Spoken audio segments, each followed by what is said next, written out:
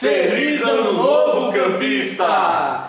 É com grande alegria que nós estamos aqui no nosso segundo episódio do podcast Mundo Campista. Eu sou o Cleiton Alves. Eu sou o Marcos. Roda a vinheta, diretor.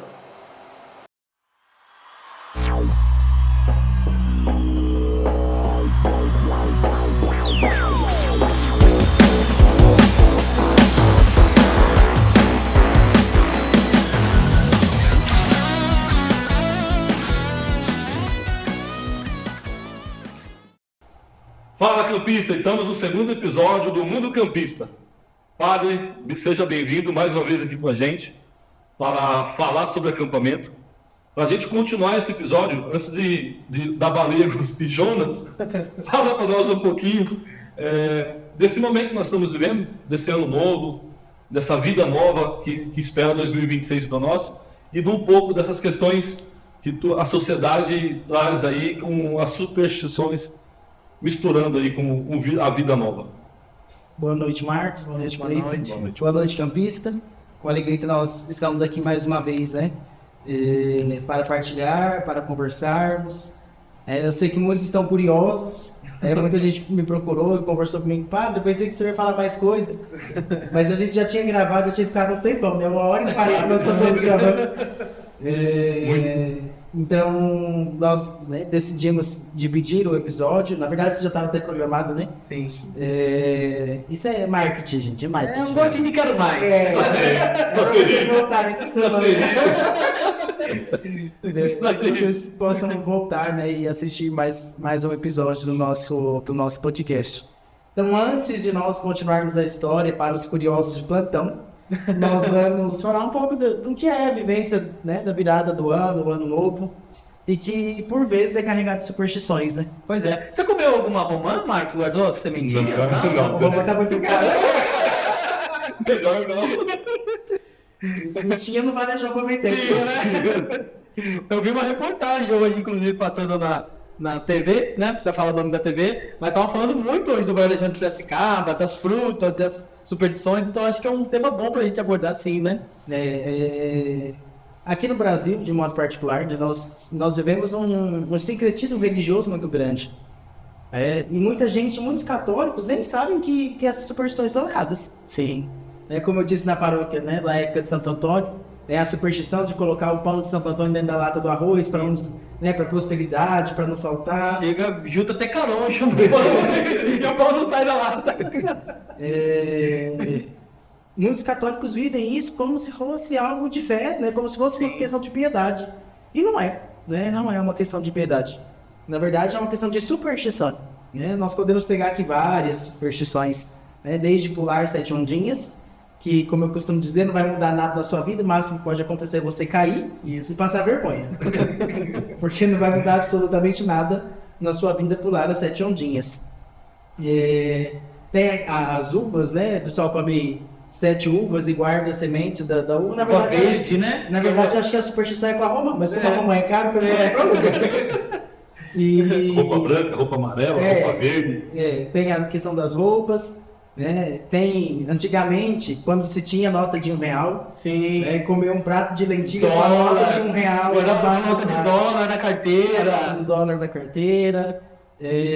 Aí tem a questão das cores, né? Sim. Tem várias cores, se a gente for nas redes sociais, vamos ver várias publicações desse tipo. Se você passar o ano novo de branco, o que vai acontecer na sua vida? Nada. Eu passo de marrom há muitos anos. E não muda nada.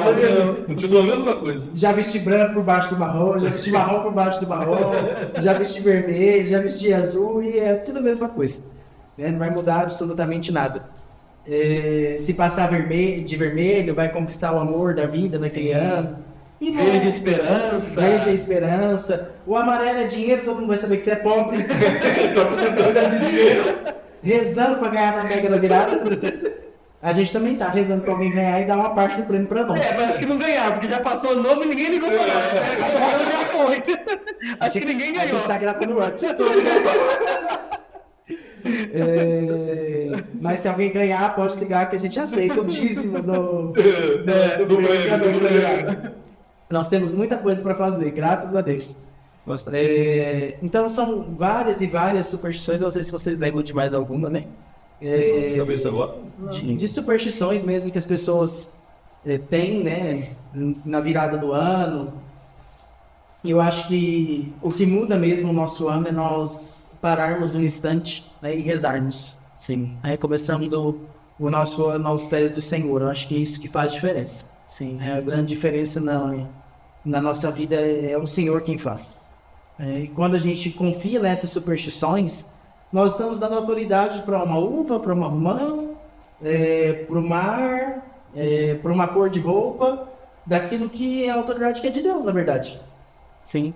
Não deixa da gente trazer praticamente o mesmo tema que foi do Natal, na questão dos presentes que a gente falou, e aí a gente até comentou da questão da família, estar reunida, né, em volta da mesa, celebrar o verdadeiro sentido do Natal, né, e só transfere para o Ano Novo, né. É que no Ano Novo... Perde o foco de Jesus, né. Na verdade, o Ano Novo em si, ele não tem um sentido religioso, Sim, diferente do Natal, né? sim, Mas a diferença é que nós podemos dizer que é um dia como qualquer outro. Né? Esses dias eu estava em algum lugar e a pessoa falou assim, não vejo a hora de começar o ano novo logo. Eu falei assim, gente, só vai continuar, o ano só está continuando. até porque para nós católicos o Ano Novo já começou há muito tempo atrás, Sim, né. Começa no primeiro domingo do Advento. Isso. Mas eu acho que o que muda mesmo é a pessoa rezar, fazer uma oração ali, né, antes da meia-noite ou assim que virar o ano. É um momento de entrega mesmo, de confiar na providência de Deus. Você quer dinheiro? Confia na providência de Deus. Reza o terço da providência, que eu tenho certeza que vai fazer muito mais efeito do que passar de amarelo, né? A virada do ano. Então eu acho que nós precisamos confiar na nossa vida nas mãos daquele que tem autoridade para alguma coisa. Sim. Aí esse alguém é o próprio Deus, é o Senhor, e nós temos que nos dobrar diante dele. Eu acho que, né, a virada do ano, não sei que vocês vão assistir esse podcast já depois, né, da virada do ano, mas eu acho que nós precisamos fazer uma retrospectiva daquilo que nós vivemos no ano de 2025. Sim. Quais foram os pontos positivos e os pontos negativos do meu ano? Como que eu vivi, né, o meu ano de 2025? Quais foram os pecados que eu não consegui vencer no ano de 2025? Quais são os propósitos que eu faço para o ano de 2026? O que Deus quer de mim, de nós, nós podemos falar do nosso projeto de acampamentos para o ano de 2026. Coisas novas vão vir por aí, teremos acampamentos novos, né, aqui em Piracicaba. Se Deus quiser, teremos nosso sênior, nosso juvenil, teremos o nosso acampamento de casais, primeiro acampamento de casais de Piracicaba, teremos o primeiro acampamento Arrasta-me, que é um acampamento voltado para Nossa Senhora, com a espiritualidade salvista, espiritualidade carismática. É um momento de cura com Nossa Senhora, que é a proposta desse acampamento. Então nós teremos muitas coisas novas para o ano de 2026. Mas quais são os nossos propósitos? Nós não podemos fazer um propósito de participar dos acampamentos só. Eu acho que se a gente participa do acampamento e a gente não muda nada, não adianta de nada a gente participar do acampamento. É importante essa retrospectiva, no sentido, o senhor falou, de olhar como eu estou tendo a minha vida de cristão, como a minha vida de cristão está caminhando. Eu vou continuar dessa forma? Ou onde eu preciso melhorar? A gente sempre vai precisar melhorar. Sim. A gente sempre tem alguma coisa, algum pecado que está ali, sempre tropeçando nele, sempre errando nele. Aqueles momentos que a gente escapa e perde o controle, às vezes, da situação que a gente se encontra. Então, essa retrospectiva da nossa vida, ela é importante para que a gente possa dar aquele passo a mais. Sempre naquela caminhada da santidade, né? Em busca da santidade. Sim. Se a gente repetir o 2025, não olhar para trás, só esperar vir um ano novo, mas se a gente não tiver consciência do que nós erramos no passado, como que a gente vai viver o próximo? Da mesma forma, né? Eu acho que, assim como a gente avalia, né, em governo, como a gente avalia outras decisões, nós temos que avaliar a nossa própria vida. A nossa própria vida. Eu acho que muita gente perde o sentido da vida e vai simplesmente sobrevivendo porque não consegue fazer essa autoavaliação, essa autoanálise daquilo que viveu. Sim. Eu acho que não é um ato de fraqueza reconhecer os próprios erros. Então, autocrítica, né? Eu acho que, na verdade, é um ato de humildade. Sim. Sim. Reconhecer os próprios erros e falar, não, eu posso ser melhor, eu posso ser diferente. Em 2026 pode ser diferente, eu não preciso cair nos mesmos pecados que eu caí no ano de 2025. Sim. Eu acho que essa tem que ser a grande proposta para o ano de 2026. Sim. Afinal de contas, né, nós fazemos planos e projetos humanos e Deus tem os planos e os projetos dele. Né? E se Jesus voltar em 2026? Será que nós estamos preparados? Estarei preparado? Então, eu acho que é algo que nós precisamos pensar e avaliar nesse início de ano, né? Nesse começo de janeiro, aproveitando para falar do nosso retiro de homens e de mulheres. Sim. Acho que é um momento de fazermos propósitos para o ano de 2026. Por providência de Deus mesmo, o retiro caiu, né, a data no início de janeiro, justamente para nos ajudar a fazer esses propósitos de irmos adiante, né, de avaliarmos a nossa vida e falar, não, no ano de 2026 eu serei diferente. Eu não vou cair nos mesmos erros, e se eu cair, eu sei que eu posso recomeçar. Menos acho que essa tem que ser a nossa proposta para o ano de 2026. Ótimo, é isso mesmo. Isso é muito importante, né? Antes da gente continuar aqui, vou pedir para vocês se inscreverem no nosso canal, dar o joinha, ativa o sininho de notificações para que vocês possam receber aí, quando nós postarmos novos vídeos, novas informações, vocês possam sempre, o YouTube possa estar colocando para vocês as novidades do nosso canal. E agradecer também. Pode agradecer? Pode ser? Pode ser? Agradecer também a. Deixa eu pegar aqui. Mais ao vivo.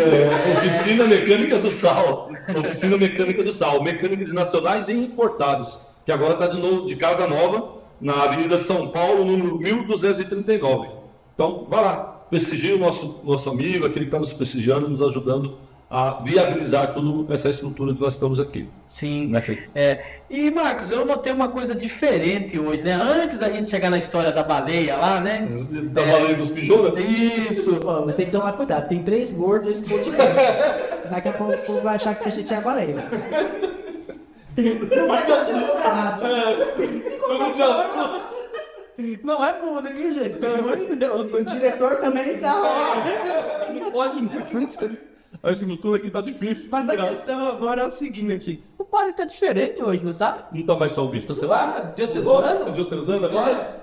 Conta-nos, padre, o porquê do senhor estar com uma vestimenta diferente. Os salvistas a gente conhece pela vestimenta marrom, né? E hoje o senhor está com um traje diferente. Como que chama mesmo? Clérigio. Clérigio marrom. É difícil, Não, uma palavra difícil, né? chique. É chique. É chique. Explica para nós como funciona isso, né? Segundo a nossa regra de vida, né, aquilo que o nosso fundador deixou para nós salvistas adotamos 3 vestes diferentes. A primeira delas é que a gente usa nas solenidades, nos dias mais importantes, que é o hábito talar, que é a batina que eu estava no podcast da semana passada, e também que o Frater vai aparecer no podcast para vocês aí, que a gente sempre usa na paróquia. Então, a batina é aquela que cobre o nosso corpo inteiro, aquela marrom grandona, e essa é a batina, é o hábito talar, como nós chamamos, seguindo a vida religiosa que era o desejo do nosso fundador. A segunda veste que nós usamos, que é a mais usual, a que a gente usa mais tempo, é o mini hábito, que é aquele que tem um bolsão Infinito, o bolso infinito. Que a gente usa na maior parte do tempo. A gente usa no dia a dia em casa, a gente usa na rua, no mercado. Enfim, na maior parte do tempo a gente está com o mini hábito durante a semana na paróquia. Na maior parte das vezes nós estamos de mini hábito. O mini hábito ele é um sinal de serviço. Sim. Assim como o hábito talar também. Depois a gente pode gravar um podcast para falar sobre o sentido de cada coisa do hábito. A gente pode falar disso depois, senão a gente vai se estender muito. Os detalhes. E o mini hábito ele é um avental, um sinal de serviço mesmo. Sim. Então, é a roupa que a gente usa no nosso dia a dia e que a gente pode usar em qualquer ocasião.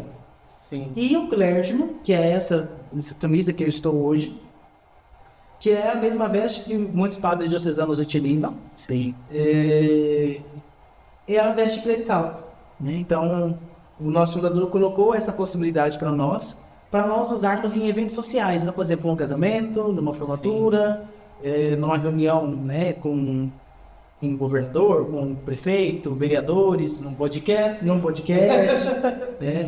momento assim mais social. Sim. Porque querendo ou não, o clérigio ele chama menos atenção. Sim. Né?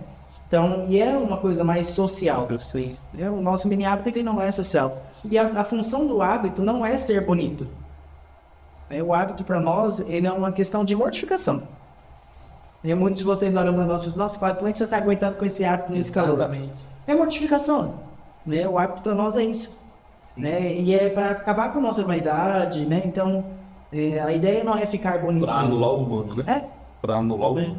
Então, o hábito é para isso, né? Então, são essas 3 vestes que nós salvistas podemos utilizar.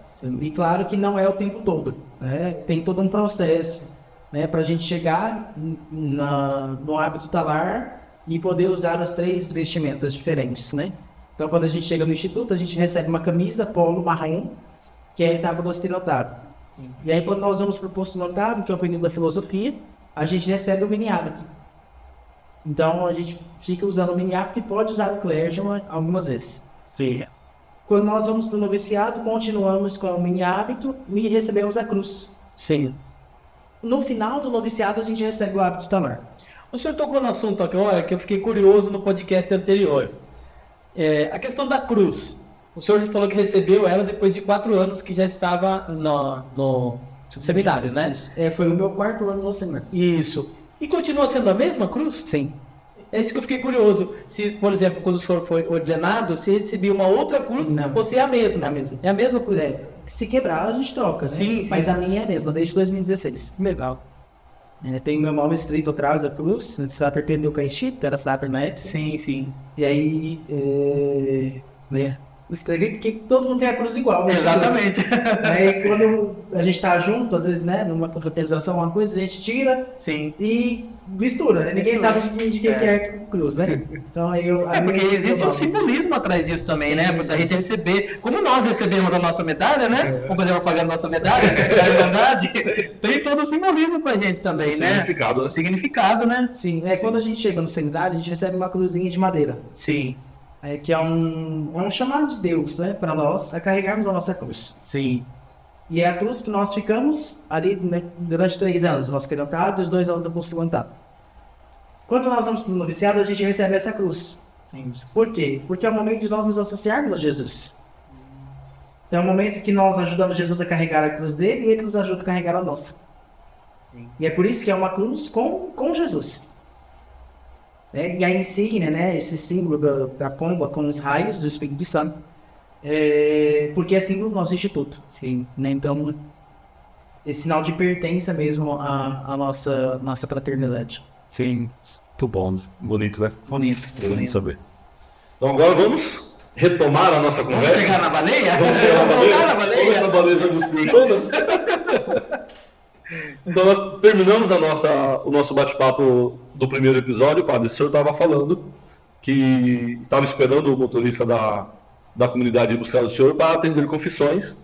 E eles acabou indo para o endereço errado e a baleia engoliu ele. Enquanto a baleia enguspia, o senhor recebeu uma ligação do prior fazendo um convite para o senhor vir aonde o senhor está agora. Então, vamos daqui para frente. Como foi daí agora? Peraí, que eu estou procurando a data da ligação. A data da ligação. Peraí. E aí o padre dizia pra gente, né, que a irmã lá da comunidade ligou pra ele, ligou pra irmã, mas cadê o Jonas? Ah, padre, acho que a baleia engoliu ele, viu, porque sumiu o homem. Ele acabou indo lá para Interlagos para buscar outro padre, se confundiu e não foi buscar o padre Pedro. Aí nesse intervalo, o padre acabou recebendo a ligação do seu prior, fazendo aí o convite para vir para Piracicaba, né, querido? Para Piracicaba. E mais ou menos na mesma época aí a gente ficou sabendo também que o salvista viria. Né? Isso, e aí a Não, gente... na verdade, vocês querem saber depois. É novembro, né? É, Não, novembro. Daqui pra frente. Daqui pra frente. E aí a gente contratou tantos Padre Pedro.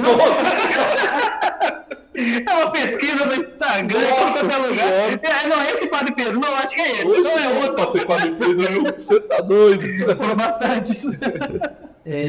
Eu recebi a ligação dia 13 de agosto. Sim. 13 de agosto. Aliás, perdão. Dia 14 de agosto.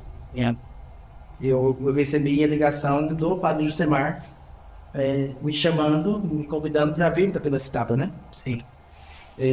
Todo aquele processo, né, que eu contei na semana passada, do Jonas ir buscar e estava, né, e acabou indo para a casa de Joaquim Padre. E aquele dia era um dia que eu ia atender confissões da comunidade Shalom. E o padre Jusemar me pediu para não contar nada para ninguém. Só. Então, imagina, né? Eu saí de casa, né? E o Jonas chegou, que a baleia cuspiu os dois. E aí o Jonas chegou e me pegou. Eu falei para o padre, eu preciso desligar, porque eu tenho um compromisso agora. E a história na tele para pessoas da Shawana. Aí ele falou, padre, não comenta nada com ninguém ainda, porque a gente ainda tem que fazer a publicação no grupo oficial. Então, por favor, não conte nada a ninguém. Porque era uma missão nova, então tinha outras questões para serem acertadas. E o padre de Semana, ele me ligou, ele estava em Belém do Pará, fazendo a visita na nossa casa, lá em Belém. E ele falou assim, padre, eu preciso dar uma resposta para o Dom Devair. Ele quer um nome de um padre que vai assumir a paróquia. Então, ele queria saber, Dom Devair queria um nome, né, de quem iria assumir. A paróquia estava sem padre na época, né? Assim, O padre Danilo estava atendendo pastoral, né? Ele ajudava, no final de semana, ele celebrava estava as diretor do missas, seminário em Campinas. E atendia as confissões, fazia algumas visitas. Tinha o Jacques, que era o administrador paroquial. E então o Dom queria um nome, né? Mas até então o prior não falou pro senhor que era para ser pároco, ele só disse que... Ele falou. Ele já tinha falado na primeira ligação? Sim. Já falou. O coração bateu. Nossa. Acelerou.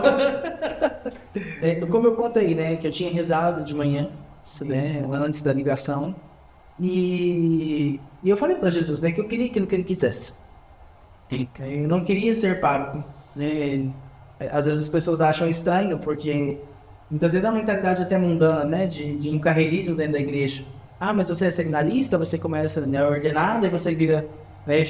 vai para uma paróquia como vigário, daqui a pouco você é pároco, e depois você não pode ser mais vigário. Não é assim. Não. Né? Não existe um processo, né, profissional, vamos dizer, nesse itinerário. Sim. Né? Então, hoje eu estou como administrador da paróquia, amanhã eu posso ser vigário e depois de amanhã eu posso ter paróquia. Sim. Né? Então, a gente não tem que se apegar a cargos, né? Não é como um rebaixamento de carteira de trabalho, que você subiu num cargo e depois não pode rebaixar mais. Você é assistente administrativo, vai te contratar agora como auxiliar administrativo. Exatamente, aí não pode rebaixar mais. Não existe isso, né? E eu não queria ser pároco, né? Eu acho que a cobrança de pároco ela é muito difícil. Sim. Nós recebemos cobrança de todos os lados. É uma cobrança do povo para conosco, é uma cobrança do nosso instituto para conosco, é uma cobrança do bispo com a gente, é uma cobrança do economato geral da diocese com a gente. E de nós com nós, né? E a minha própria cobrança. Sim. É de fazer as coisas dar certo. Então, é um processo que para mim foi muito difícil, foi muito doloroso. Mas quando o padre Semar me ligou, eu tinha... Naquele momento eu tive certeza que era a vontade de Deus. Porque eu não queria. Né? Eu não almejei ser pároco. Eu sempre, né, depois da caminhada no seminário, queria ser padre. Gastar a minha vida pelo evangelho, gastar a minha vida pela igreja, né, me doar mesmo. Como eu dizia, né, o meu lema da ordenação. Então, era o meu desejo. E eu me doava muito para Vargem Grande, né, na paróquia São Vicente de Paulo.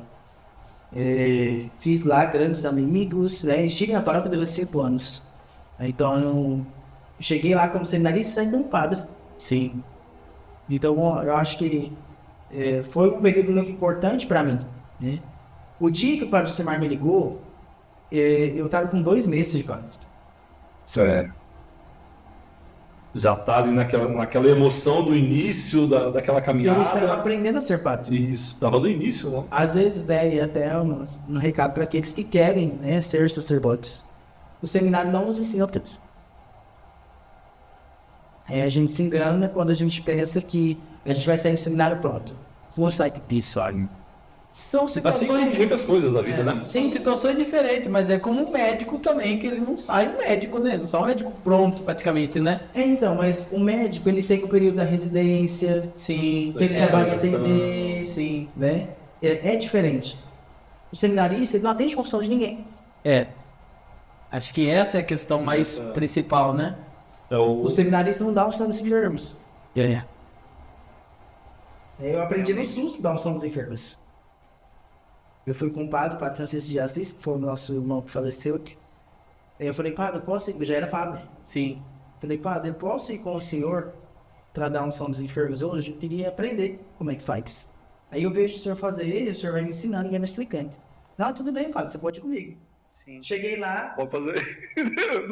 dá vontade de catar o padre do é que ele já morreu, né? Era de esganar ele, assim. Porque eu cheguei com ele, era uma senhora muito simples, lá na região de Parelheiros. E aí ele chegou, se apresentou para a idosa, me apresentou, tudo. Bem, falou assim, então, o padre Pedro vai dar unção à senhora. Eu olhei para ele assim, como assim? Nunca cheguei nessa fase. Eu tinha dias de padre, dias. Acho que não tinha nem uma O que semana. eu faço agora? Nunca cheguei nessa fase. Pai, uma essas confusão, cara. E aí eu fui fazendo, ele foi me ensinando. Então, eu brinco, né, e é a verdade também. Eu saí, né, do seminário, enfim, ordenado, diácono, padre, mas eu fui aprender mesmo a ser padre sendo padre. Às vezes a gente fica com medo da pessoa que vai chegar na nossa frente e vai confessar. A gente não sabe bem. Sim. Isso acho que é. Como é que eu vou aconselhar essa pessoa? A alma dessa pessoa está na minha mãe. É aquilo que é mais sagrado. Então, eu estava aprendendo a ser padre. Eu amo atender confissões. Eu amo. É uma das coisas do ministério que eu mais gosto de fazer. De estar ali à disposição das pessoas e ouvir e ajudar. Tentar ajudar em alguma coisa. Então, e nesse dia, né, eu estava indo atender confissões. E imagina, eu indo atender confissões, A cabeça já preocupado com as confissões, e aí fui ainda com essa bomba da transferência. Sem poder falar. E assim, eu saí de casa e eu não vi os outros padres. Porque eu estava na sala de baixo da casa, já esperando o rapaz chegar para me pegar. Então, eu não vi ninguém. Eu saí e fui. E aí, aquele negócio, meu Deus, eu fui transferido. E agora? E agora? O que eu faço? E eu não lembro se eu comentei com a Jonas no carro, mas eu acho que eu devo ter comentado alguma coisa. E aí eu cheguei no Xalão e falei para as pessoas, gente, eu fui transferido. Para onde, padre? Para onde o senhor vai? Não posso falar. Mas, padre, é longe, não posso falar. E fui atender confissão e passei um dia atendendo confissão naquele dia. No intervalo ou outro, às vezes ligava para alguém, gente, para algum amigo, né, um padre ali, fui transferido. E aí? Reza aí. Para algumas pessoas eu contei. E aí, no final do dia, quando eu cheguei em casa, eu liguei para os meus pais para falar que eu tinha sido transferido, porque era a primeira vez, né? Porque quando eu fui morar na diocese de Franca, em Restinga, eu fui com a data para ir e para voltar. Tranquilo, né? Eu era seminarista. Agora, como padre, não mais, né? A gente tem data para chegar, data para ir embora. E aí liguei para os meus pais para contar. Aí minha mãe e meu pai perguntaram assim, você tá feliz? Se você estiver feliz, nós estamos felizes. E eu estava feliz com a notícia, né? Claro que é apreensivo, né? No processo de cair a ficha, né? Da transferência. Indo para uma missão, né? Vindo para Piracicaba. Ficando longe daqueles que eram os meus amigos dentro da comunidade. Porque aqueles que eram mais próximos, eu não estaria mais próximos deles. Até então o senhor ainda estava próximo de todos ali, né? Quase todos, né? Sim. Alguns, né, os que foram ordenados comigo já tinham ido para as suas missões, mas ele estava próximo ali de seminário. Eu tinha acabado de sair de seminário, então eu conhecia todo mundo. Sim. Então os meninos, os irmãos que estavam na teologia, que moraram comigo, nós tínhamos uma proximidade. Então, eu estava indo, né, para um lugar distante, porque ia ficar longe de todo mundo. Longe da minha casa, da casa dos meus pais, numa realidade totalmente nova. Eu não sabia o que me esperava.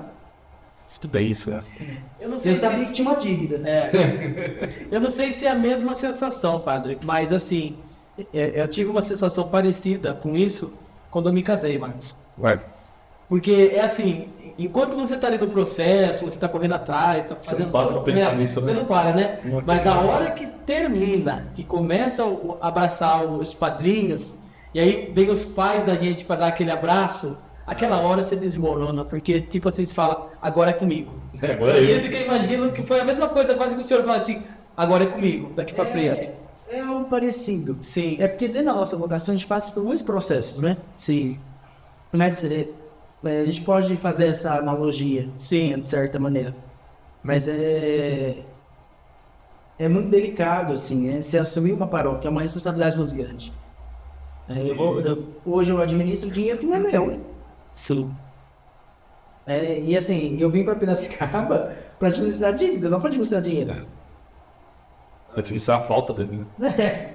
A falta no joelho. E né, até partilhando um pouco, né, daquele que foi essa experiência, eu falava com os padres, né, a gente já parou de ter uma dívida, a gente tinha esperança da diocese perdoar a dívida por na nossa chegada, mas isso não aconteceu, a gente tem, né, que levar Não deu. isso. Não deu. Mas os padres falavam para mim assim, não, fica tranquilo, padre, você vai tirar isso de letra. Isso vai ser de boa para você, não. Isso é muito bom, né? Você vai dar conta. Logo a paróquia, né, vai estar bem, não sei o quê. Aí falaram das festas, que as festas da paróquia eram muito boas e tudo mais. Que foi o que chegou para nós, né, nos relatórios. E às vezes a gente vê, né, a festa deu tanto, mas hoje a gente entende por trás disso tudo. Sim. E hoje, claro, as nossas festas são muito melhores do que eram antes, né? De quando eu cheguei. Melhorou muito. Das coisas. Então, eu vim, né? Isso foi em agosto, nós chegamos aqui no dia 10 de fevereiro de 2023. Com uma ordem do bispo, vocês não podem ir na paróquia. Esperem a missa de posse. Só que nós não tínhamos filtro de água. Nós não tínhamos água filtrada para a gente beber. Não tinha comida. Nós viemos de caminhão de São Paulo para cá. Tem coisas que nós fomos conseguindo doações para trazer. Prato, talher, copo, cesta básica. Viemos com cestas básicas dentro do caminhão. Televisão, porque nós não tínhamos televisão, não tinha internet na casa. Malemar tinha tomada. O interruptor, isso é uma história engraçada. Eu vou contar aqui. A gente chegou e a gente não sabia onde acendia a lâmpada da sala, a luz da sala. E nós procurávamos e não sabia onde estava. E tudo no escuro. Aí o padre Ângelo era diácono na época, né? Ele olhou para um quadro, tinha um quadro grande assim na parede.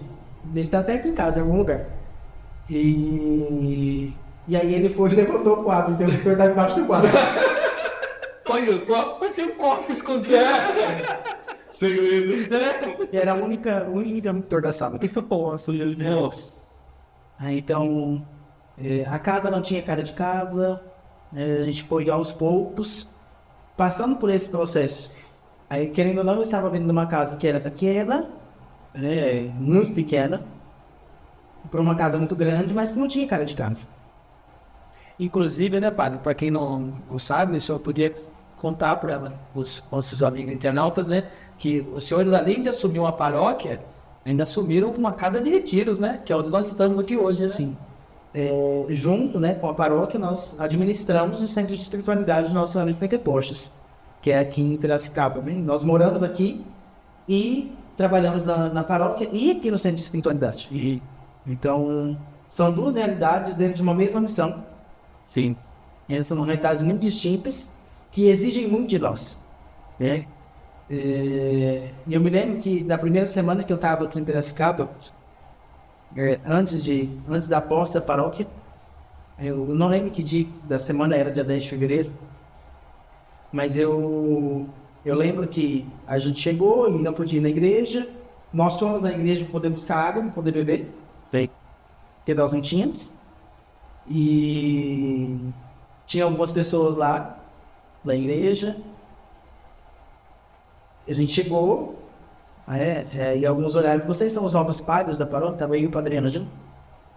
Nós fomos lá também para pegar internet, para baixar alguma coisa para a gente poder assistir na televisão, porque não tinha internet na casa e aqui não funciona muito bem o sinal de operador de celular.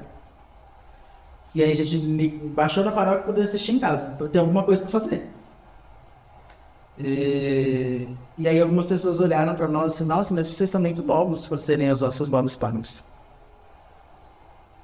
Aí eu me lembro que eu disse assim, eu sou novo, mas eu não sou besta.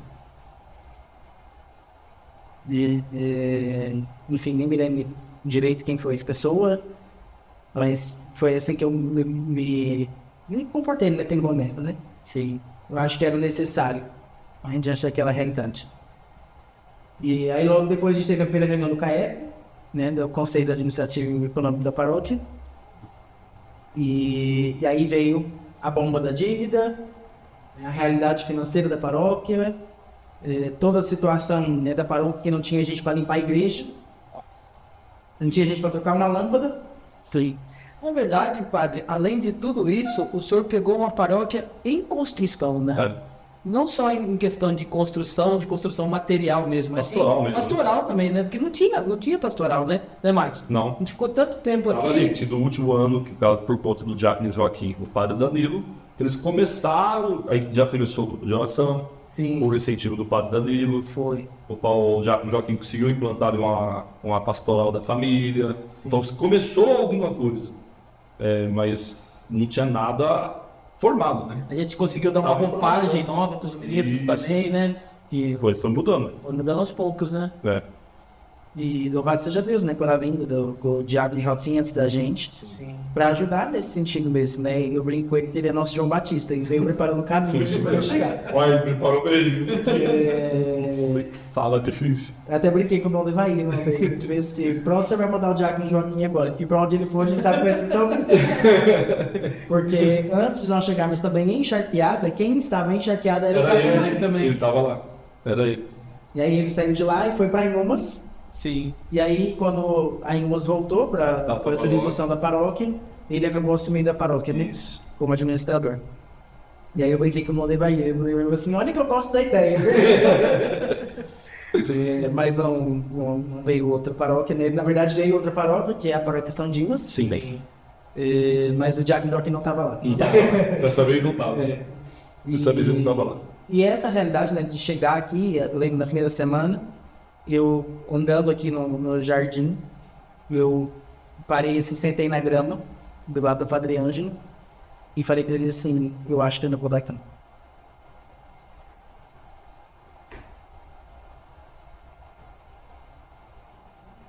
É forte. É bacana. A gente sabe que é isso. Porque a gente entende o seu sentimento, padre, e a gente tenta não entrar no mesmo sentimento, porque nós também passamos por isso, né? Sim. A gente sabe quanto que é. E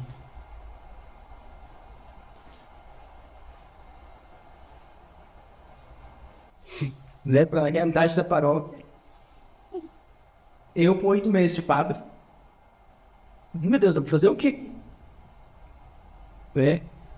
As pessoas não correspondem a nada.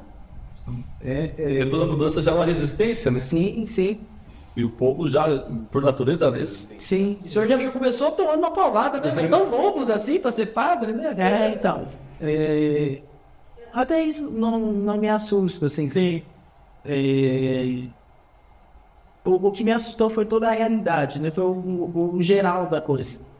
Se eu olhar para uma paróquia endividada, uma paróquia que entrava 9, 10 mil reais por mês, que não pagava as próprias contas. Não. Eu lembro que eu cheguei e era boletos e mais boletos e continua assim, para serem pagos.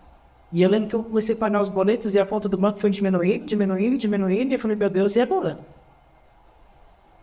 Se não entrar dinheiro, eu não sei o que fazer. Assumir uma paróquia nessa realidade. Né? E E foi muito difícil. Muito difícil. Olhar para essa situação inteira, né, e confiar em Deus. Né? Eu sabia que era a vontade de Deus. E eu sabia que eu estava sofrendo porque Deus queria dessa forma. Não é que Deus quer o sofrimento. Mas foi um caminho que ele te usou para me ensinar. Mas forja, né? Sim. Sofrimento forja, Né? O ouro ele é provado no fogo. Buscando minha memória. E, né? O ouro é purificado no fogo. Quanto mais tempo ele passa no fogo, mais quilates ele cai. Então, foi muito difícil. Foi muito difícil. E isso desencadeou em mim um ativismo, né, que eu precisava fazer as coisas. Eu não precisava dar conta, né, de pagar as contas da paróquia, de um trabalho pastoral, de que as pessoas conhecessem o nosso carisma salvista, conhecessem o nosso fundador, conhecessem o nosso ano de Pentecostes. Aí eram as minhas cobranças. Eu me cobrando. E eu tenho que me cobrar disso mesmo. Porque eu estou aqui, mas a paróquia do Instituto, né, menino? Sim. Eu vou passar e outros virão e o trabalho tem que continuar. Tem que continuar. E cada um vai trabalhar da sua forma, é óbvio. E cada um vai ter do seu jeito. Mas eu precisava fazer um Instituto ser conhecido. Ninguém sabia o que era salvista aqui. Então, foi essa cobrança, essa minha autocobrança, né? E eu fui adoecendo.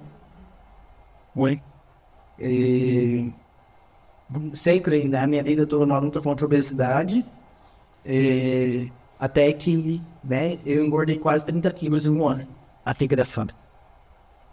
E com a compulsão alimentar, eu compensava na comida, né, diante das dificuldades. Toda a angústia, toda a dificuldade, todo o medo, né? Sim, né? E eu não fui percebendo esse processo. O pior de tudo foi que eu não percebi. Comecei a perceber praticamente um ano depois que eu estava aqui. E eu não conseguia me controlar. Então eu tive que buscar ajuda, né? Eu acho que um dos grandes baques para mim foi quando eu fiz exames, né, exame de sangue, e os meus exames estavam todos alterados. Aquilo para mim foi assim, eu preciso me cuidar. Porque se eu não me cuidar, eu tenho missionário. Sim.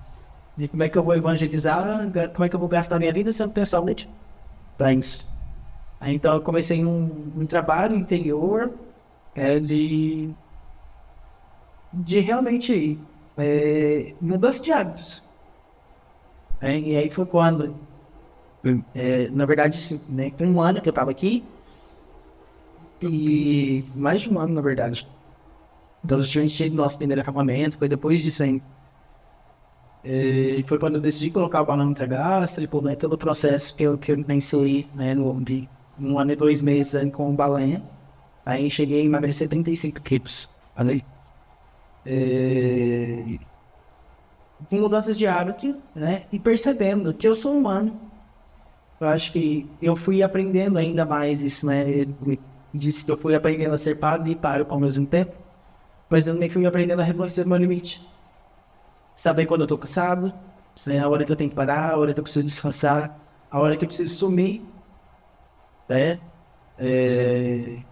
Ficar aí 2 dias sem responder o WhatsApp, sem mexer com problema, porque se na minha cabeça o tico-teco vai dar problema e eu não vou conseguir. Vai achar um exaustão, né? Vai exaustar. Né? Então eu comecei a ter sintomas, né, de uma atual doença psiquiátrica chamada, alguns chamam de burnout, outros de burnout, de cansaço mesmo, né? De um estresse muito elevado, de uma entrega muito intensa. Então foi quando eu comecei a perceber que eu precisava voltar para isso aí. Fui fazer um retiro na casa da comunidade Shalom, sozinho, eu e Jesus. E eu lembro que eu entrei na capela, e Jesus estava exposto. E eu entrei, eu comecei minha relação, e Jesus virou para mim e disse assim: você se tornou um profissional do celibato. aquilo foi uma facada no meu coração. Porque eu não quero ser um profissional sagrado. Eu não quero ir na paróquia bater o cartão. Sim. Fazendo automático. Né? E aí eu disse para Jesus assim, mas Senhor, eu fiz tudo por amor. Porque eu te amo, porque eu quero que as pessoas te amem e as pessoas te conheçam. E essa era a minha motivação. Só que eu parei de rezar. E como é que eu vou dar uma coisa que não tem? Aí então eu fui reconhecendo isso para poder retomar, né, as redes da minha vocação. E não conduzir a minha própria vocação, mas deixar que Deus conduz. Né? Então, foi esse processo aí desse primeiro ano que foi muito doloroso para mim. Sim.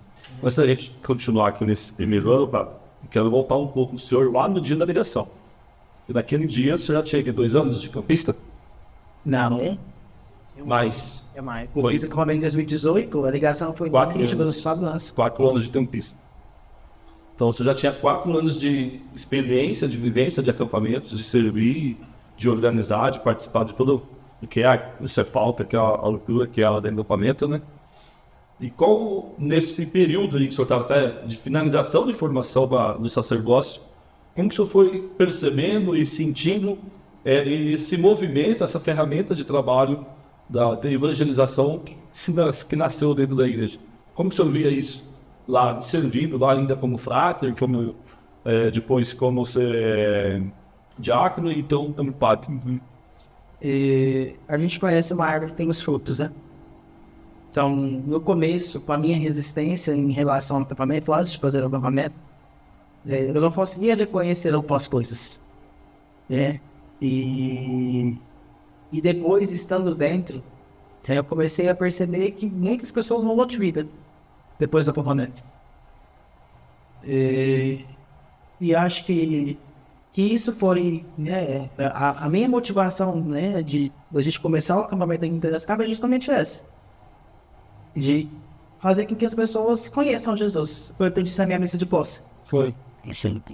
Eu não sei se a gente falou disso no falou passado, no último episódio.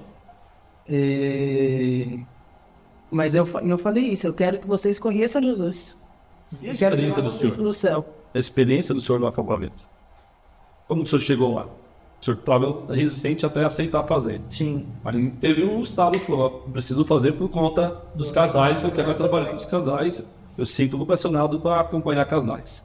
E como foi chegar lá? E viver essa loucura que é o acampamento? Olha, para nós que já temos uma caminhada, né, já estava no seminário, já era consagrado, em questão de pregação, claro que Deus, o Evangelho e a palavra de Deus sempre inova, né? Mas eu acho que o que mais marcou no acampamento não foram as pregações. Foram algumas experiências que eu fui vivendo ao longo do acampamento e que Deus foi confirmando ainda mais a minha vocação. Então, o acampamento ele veio para isso, assim, na minha vida. Né? Tanto o acampamento quando eu fiz em Presidente Prudente, em 2018, quanto o Magnífico que eu fiz em 2017, nós fizemos o segundo 2024. Eu fiz em 2023. Vieram para me dar um ânimo novo assim na minha vocação, sabe? Refrigério? Não um refrigério, mas como se Deus me desse tapinha nas costas e falasse, você tá no caminho certo? Tá.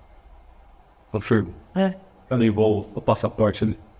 E eu, quando fiz o acampamento, né, assim, eu era seminarista, e aí, né, a gente volta naquele fogo, naquela empolgação, eu já fui servir, né, fiz acampamento em novembro, em fevereiro nós já tínhamos acampamento na paróquia, então, a rotina, assim, né, eu posso dizer assim que a rotina do acampamento, né, todo esse turno do acampamento em São Paulo, foi, de certa forma, me engolindo também, né? Eu estava muito ligado pelo acampamento, muito ligado. Nós tínhamos acampamento uma vez por mês, na vez a cada 3 meses. E cada vez mais crescendo a quantidade de acampamentos. E eu sempre ali, né? Em todos os acampamentos. Então, acho que isso foi identificando muito a minha vocação. E uma coisa que eu gosto muito, que eu amo no acampamento, é ter a proximidade com as pessoas. E vocês sabem disso, né? Eu gosto muito de quebrar o estereótipo de padre. Sim. O padre é uma pessoa intocável. Sim. Eu gosto de deixar claro que eu não sou intocável. Sempre, né? Então, eu não tenho vergonha de chorar, eu não tenho vergonha de falar algumas coisas, né? De brincar com as pessoas, de correr atrás de porco, entenderam? Então, eu acho que isso quebra um pouco aquilo que muitas pessoas olham para o padre como um super-herói. Sim. E nós não somos super-heróis, nós não somos máquinas. Então, nós somos humanos. Nós temos emoções, nós temos sentimentos, nós temos uma vida pessoal, né? E às vezes as pessoas olham para nós, o padre vem para a igreja. Não, eu tenho uma vida pessoal, eu tenho os meus amigos, eu saio para conversar com os meus amigos, eu me encontro com eles. Eu tenho uma vida, sim, né? Para além do ministério. O ministério não é um serviço. É claro que eu sou padre o tempo todo. Sim. Mas eu tenho meus momentos de, como vai dizer um filósofo, né? Meus momentos de divertimento. Aquele momento de me divertir, momento de estar com os meus amigos, de não viver na pressão do ser padre. Eu amo ser padre. Mas tem momentos que eu preciso ser eu mesmo, né? Sim. Então, é um momento que eu vou para casa dos meus pais, estou no descanso. Hoje, né, eu e uma mãe tem engraçado, porque eu fui numa loja e eu tava de civil, eu tava de camiseta, bermuda, e a vendedora da loja, não sabia que era pai. E a Isabel tava junto, né, tava a Isabel, minha mãe, Nicole, e aí a gente tava conversando com a vendedora, tudo, e aí a vendedora perguntou se a Isabel era minha mãe, antes da minha mãe chegar, né. A Isabel falou assim, é um filho que Deus me deu. Mas ela não falou que era padre. Sim. Aí chegou minha mãe, né? Aí eu falei, essa é minha mãe de verdade, né? Mas ela me abandonou na igreja, na porta da igreja, então outras pessoas foram me adotando. Aí Deu um nó na cabeça do senhor, avô. Bem boa. a Isabel falou assim, você tá escutando o violino?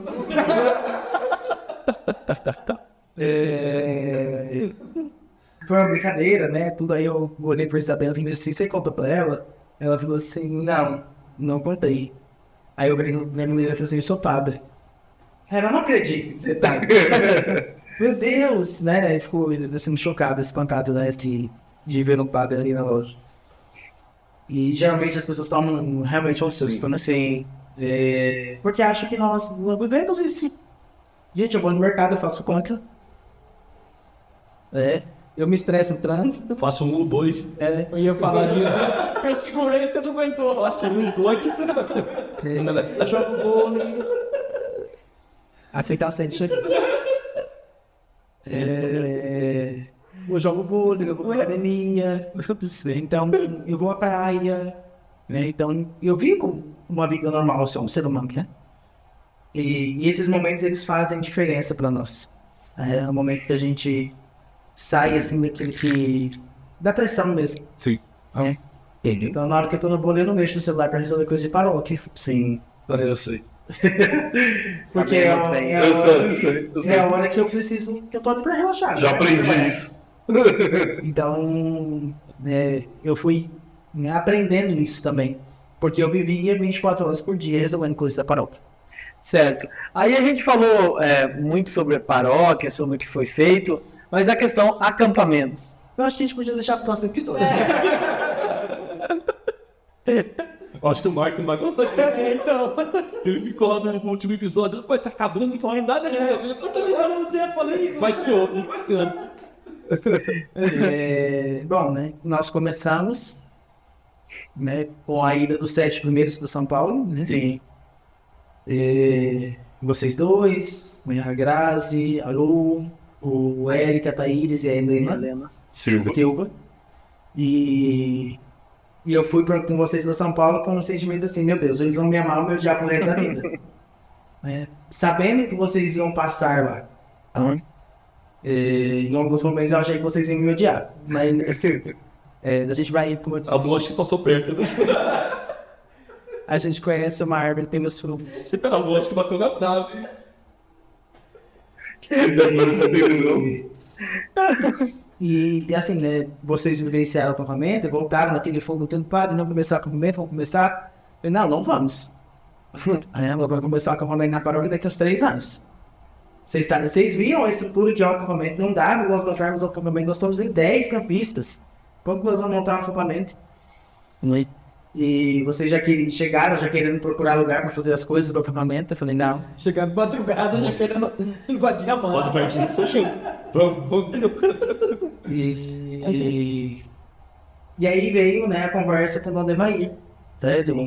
Um dia depois de Santo Antônio, dia 14 de junho, o Dom Devair veio almoçar aqui em casa.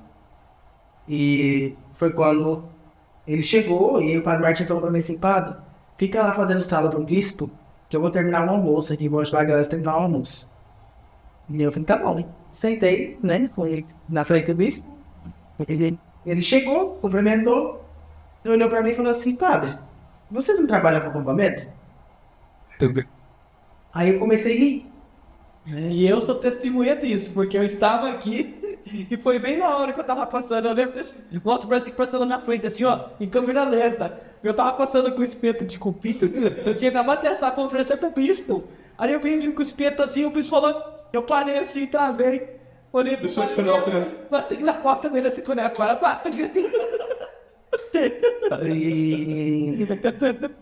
E aí eu falei pro Dom Devair, Dom, isso era uma conversa que a gente tinha que ter daqui 2, 3 anos. Foi bem isso. Não era agora.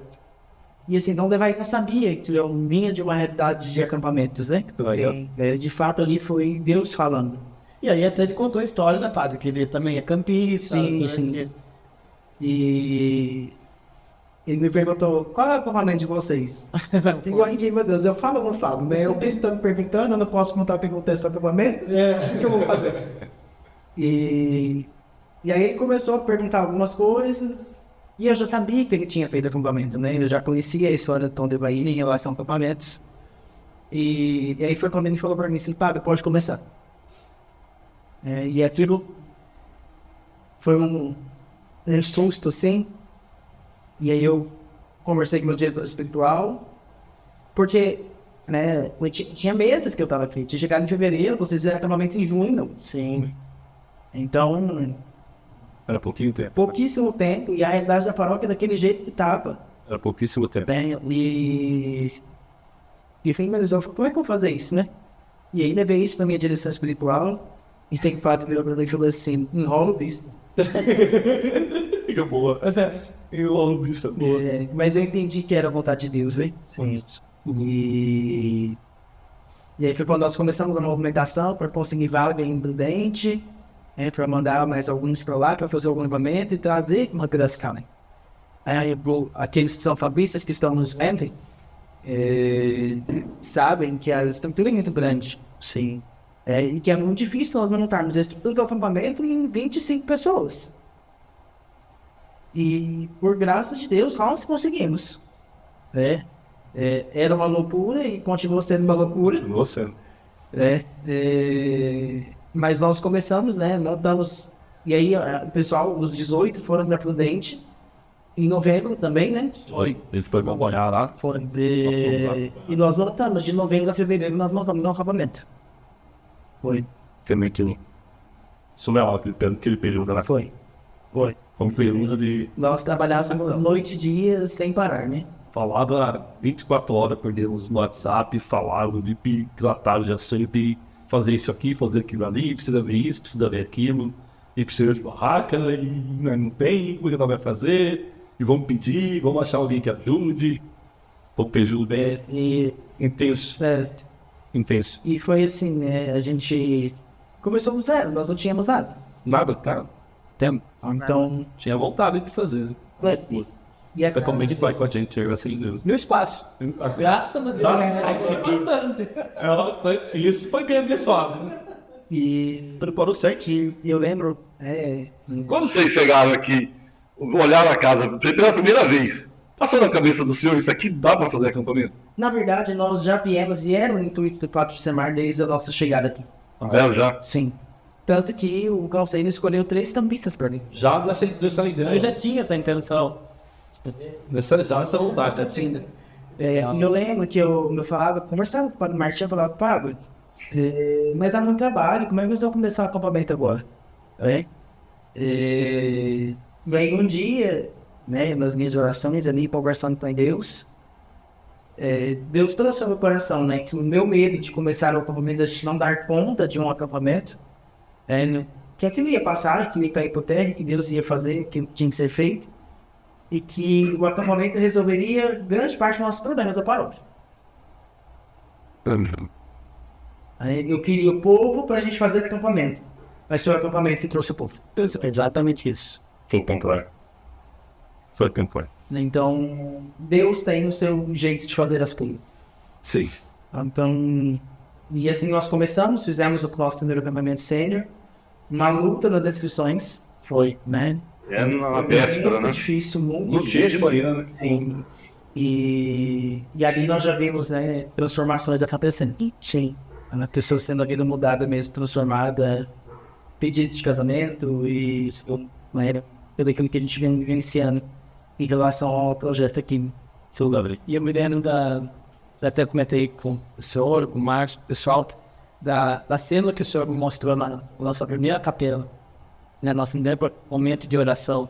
O senhor, quando nós fizemos o nosso acampamento, só explicando para o pessoal, a nossa camiseta era preta, né? E a mensagem, né, o tema era o povo que andava nas trevas viu uma grande luz, né? E quando nós chegamos aqui, éramos 7 pessoas somente com essa camiseta. E quando nós fomos realizar o nosso acampamento, que nós ficamos lá no fundo, né? E o povo tudo na frente assim, Deus mostrou assim claramente para mim e disse: lembra que vocês só eram 7? Olha quanto vocês são agora. E aquilo foi muito forte pra gente, foi muito marcante. E a gente vê que isso só está cada vez mais multiplicando e aumentando e crescendo. E até esse podcast hoje é fruto disso. Sim. E a gente tem a certeza de ter muitas coisas acontecendo ainda, né, padre? Sim. É só o começo, né? Quando a gente costuma dizer que na Nova Suíça Deus tem pressa. Me peço. Trocamos o pneu do carro andando. Veio na cabeça agora a homilia do Dom Devair no nosso primeiro acampamento. Também. Onde ele disse que não se faz acampamento para servir acampamento. Sim. E não podemos, foi aquilo que o padre falou a respeito de ser padre. Sim. Não podemos ser servos de acampamento, a trabalhar em E é acampamento. onde eu quero chegar agora com a minha pergunta para o senhor. A gente vê isso, é visível, a gente vê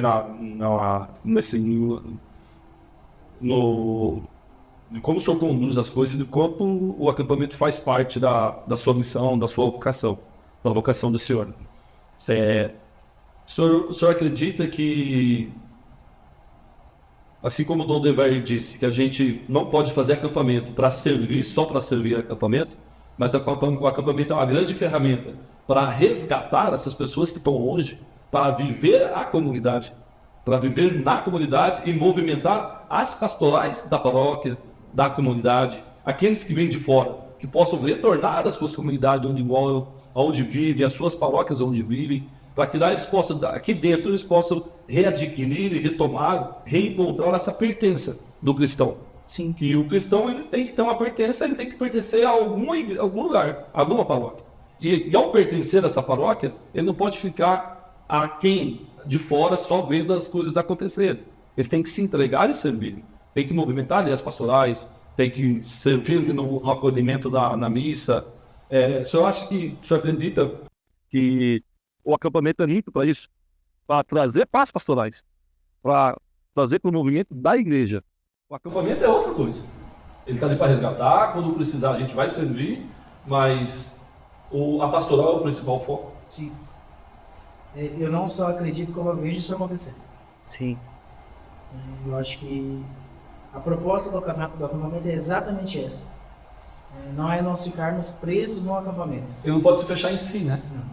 Se fechar em si com o tempo, você vai morrer. Aquilo que se fecha em si dentro da igreja, na igreja. Isso. é o que a gente acaba vendo em outros acampamentos, né? Em outras cidades que tantos acampamentos já acontecem, acaba vendo o profissional do acampamento, né? E não pode perder essa espiritualidade, né? Essa essência do que é o O que a acampamento, gente né? não pode ser, né? Aquilo que o Dom Leroy falou, né? Esse servo do acampamento que vem só para o acampamento. Só para o acampamento. Tem que estar na vida da comunidade. Né? Isso a gente tem que estar bem Tem que ter vivência de fé. de fé. Sim. Tem que ter vivência de fé. Se não tiver, eu desconfio se a pessoa viveu com autenticidade o acampamento. Isso. E a igreja nos oferece várias ferramentas pastorais, como o Marcos falou, né? Temos grupo de oração, né? Que é uma extensão muito grande do acampamento, né? Sim. Porque tudo que vive dentro do acampamento, batismo do Espírito Santo, né? Tudo que a gente vive dentro do acampamento acontece no grupo de oração semanalmente. Então a gente precisa ter esse entendimento que tem que continuar participando, né? Sim. Eu acho que uma coisa que é interessante nós ressaltarmos é que o acampamento não é só para aquela pessoa que está fora da igreja. Exatamente. Isso também está lá dentro. Sim. Eu acho que o acampamento ele vem para revigorar. Eu acho que é importante agora, não sei, o senhor fala daquele testemunho da graça que ela falou para o senhor quando ela saiu do acampamento. Eu acho que aquilo que Nós ela temos disse uma é muito campista, forte. né? Que ela falou assim, eu sempre, eu não vou lembrar exatamente a palavra que ela usou, mas ela disse assim, eu sempre estive, né, sempre servi na igreja, sempre servi a Jesus, mas eu não conhecia Jesus como eu conheci no acampamento. Então eu acho que o acampamento é esse empurrãozinho mesmo, sabe? O carro que anda, né, o carro que andava a manivela, Sim. não andava tão rápido.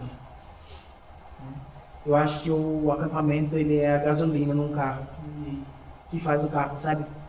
Dar aquela explosão no motor e funcionar. Sim. Então eu acho que o acampamento ele é uma ferramenta de evangelização extraordinária. Extraordinário. Não só, tem outros meios. Sim. Sim. Mas Tá é falando uma da nossa realidade. Da nossa realidade. O acampamento é uma das realidades, Das realidades que proporciona isso. A gente fala dele porque a gente está Sim. dentro dele e é o que Eu tem queria- feito isso na nossa paróquia. Eu Né? queria trazer aqui, né, vocês vão lembrar disso também, daquele dia que foi até antes da nossa vivência do primeiro sênior, que eu fui para São Paulo, né, para casa de uma madrinha minha, e Ana Paula, né, se ela estiver assistindo, um abraço, né, saudades, sim. É uma mulher muito de Deus, e eu vou chorar de novo. Eu tô me segurando. Pra quem me conhece sabe que eu tô segurando muito. E ali a gente rezando, ela falou, padre, eu quero que o senhor reze por mim. Eu, tudo bem, né? E aí a gente trocou oração. Né? Eu rezei por ela, rezei pelo marido dela, e eles rezaram por mim. E naquele momento de oração, ela... É difícil, gente. Ela via um campo, né? Com muitas coisas velhas, com muita sujeira, com uma cerca velha, né?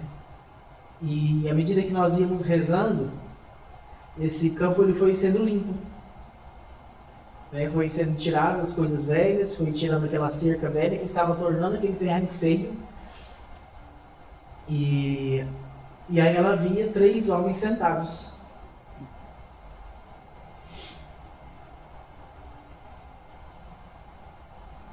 Esperando a chuva, porque eles já tinham trabalhado a terra e já tinham plantado a semente. E a chuva viria fazer com que aquela semente germinasse. Né?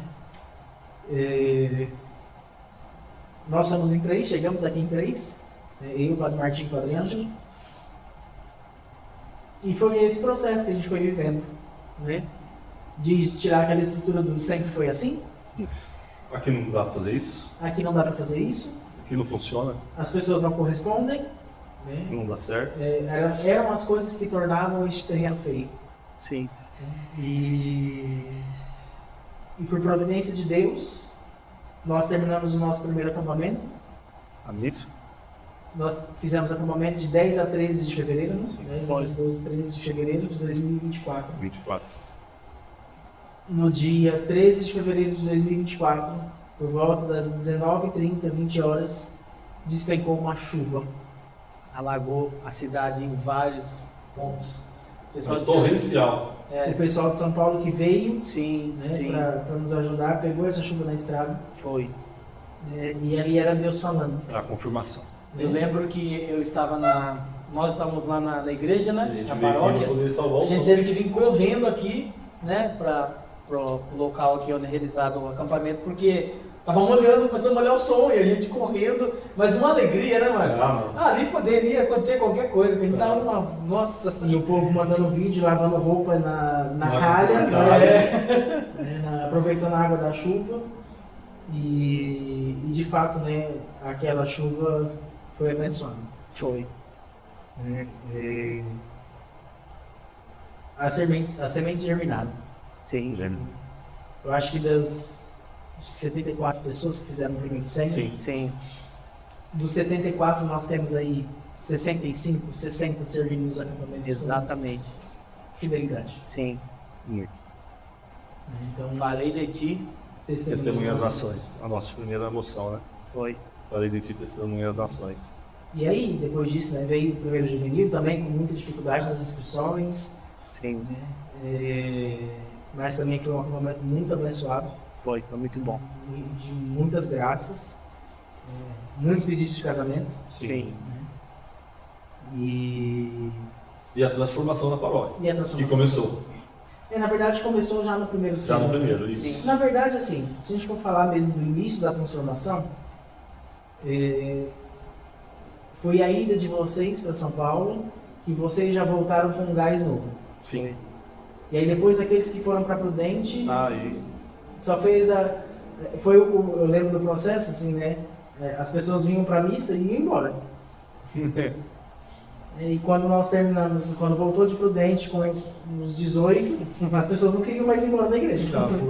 Era um grupinho de 20 pessoas que ficavam na frente da igreja toda vez. e assim é até hoje.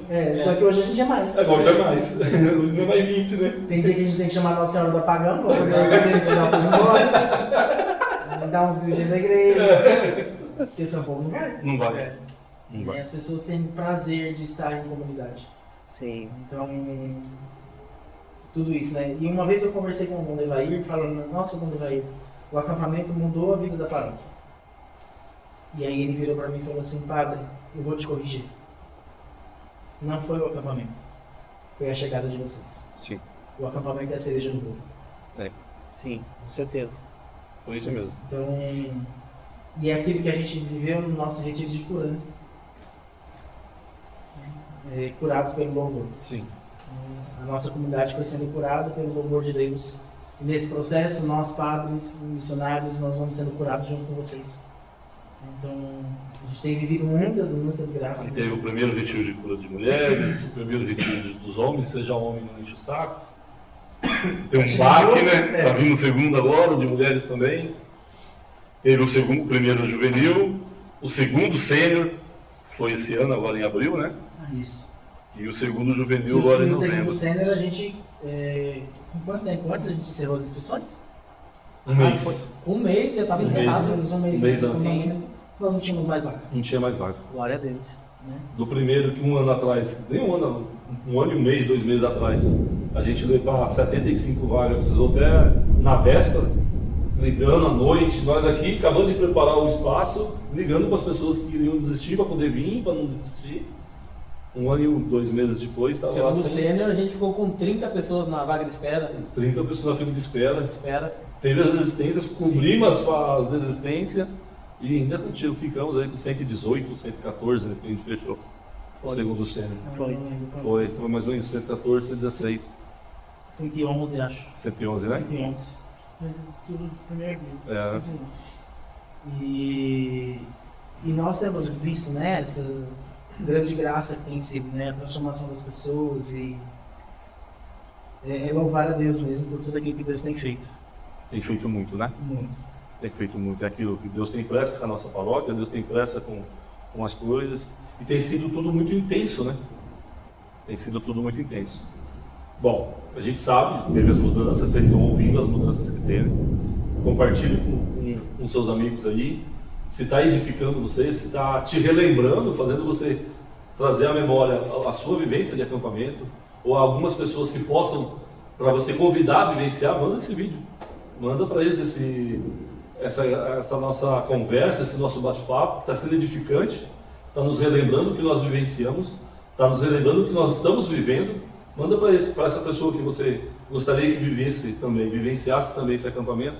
Compartilhe com 4, 5 pessoas aí, para que nós possamos cada vez mais espalhar naquele campo que estava preparado, esperando a semente, que foi molhado naquela chuva torrencial do primeiro sênior, que eles também possam fazer parte desse campo, que eles possam fazer parte dessa loucura. Sim. Ajudar esse Padre Louco a aumentar as coisas aqui. Tem um Padre Louco e mais 2, né? Vem ver o padre chorar pessoalmente. Venha ver o Padre chorar pessoalmente. Venha dar risada com ele, venha brincar. A nossa conversa não acabou aqui não. Falando nisso, nós temos um quadro no nosso acampamento, né, Marcos? Que Nosso acampamento, nosso podcast. Nosso podcast, né? Eu já fiquei com o acampamento na cabeça. Nós temos um quadro no nosso podcast que nós vamos soltar a vinheta aí. E inclusive, Marcos, eu recebi aqui no meu ponto que é uma notícia bombástica. Ah, é? É urgente. Urgente? É. Roda pra nós aí, diretor.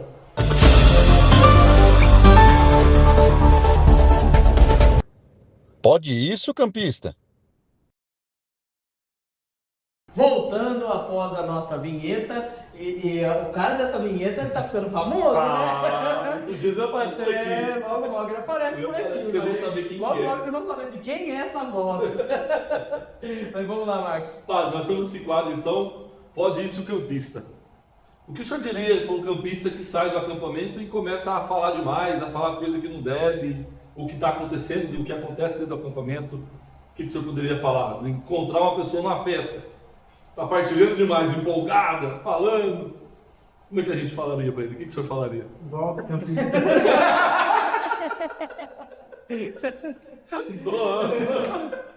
É por aí.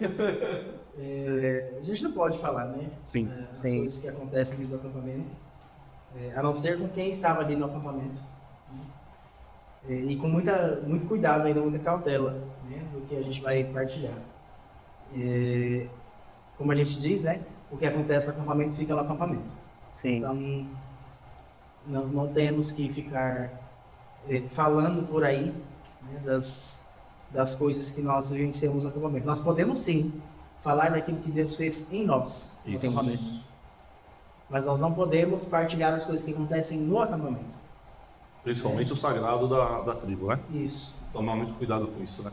Não só a partilha, né, do sagrado da tribo, né, a vivência dos outros campistas, mas aquilo que é próprio do acampamento. Sim. Né, as dinâmicas que acontecem no acampamento, as pregações, as cachoeiras, né, nós temos que partilhar sobre isso com quem não fez acampamento. Inclusive tem umas cachoeiras boas. Sim, Vocês precisam vir experimentar. Tem muito né? boa, né? Muito boa. Lava a alma. De verdade, né? Purifica. Sai cristalino daqui. Mas é isso, eu acho que se a gente entende a dinâmica do acampamento, claro que a gente quer que outras pessoas passem pelo acampamento, né? É óbvio. Sim. A gente deseja que todo mundo faça essa experiência, porque é uma experiência muito forte, uma experiência muito boa. Só que aquilo que a gente dizia no episódio passado, né? Nós aprendemos a falar do acampamento sem falar do que acontece no acampamento. Sim. Até porque se a gente sair falando tudo o que acontece lá, você vai estragar a experiência. Vai estragar a experiência do outro. Quando você foi, você não sabia. Você perguntava, o que o pessoal falava? Viva seu momento, campista, não é? Se começava a falar uma rodinha, você chegava perto, o pessoal já parava de falar do acampamento. Por quê? É para não estragar essa surpresa. Para não estragar o que Deus pode fazer em você. Se você souber alguma dinâmica, alguma coisa que acontece dentro do acampamento, de repente você pode se preparar para aquilo. Você pode se bloquear. Exatamente, se Dar bloquear, um bloqueio, se fechar. né, para aquilo que vai vivenciar. Né? Eu acho que contar o que acontece no acampamento prejudica a vivência do outro. Isso.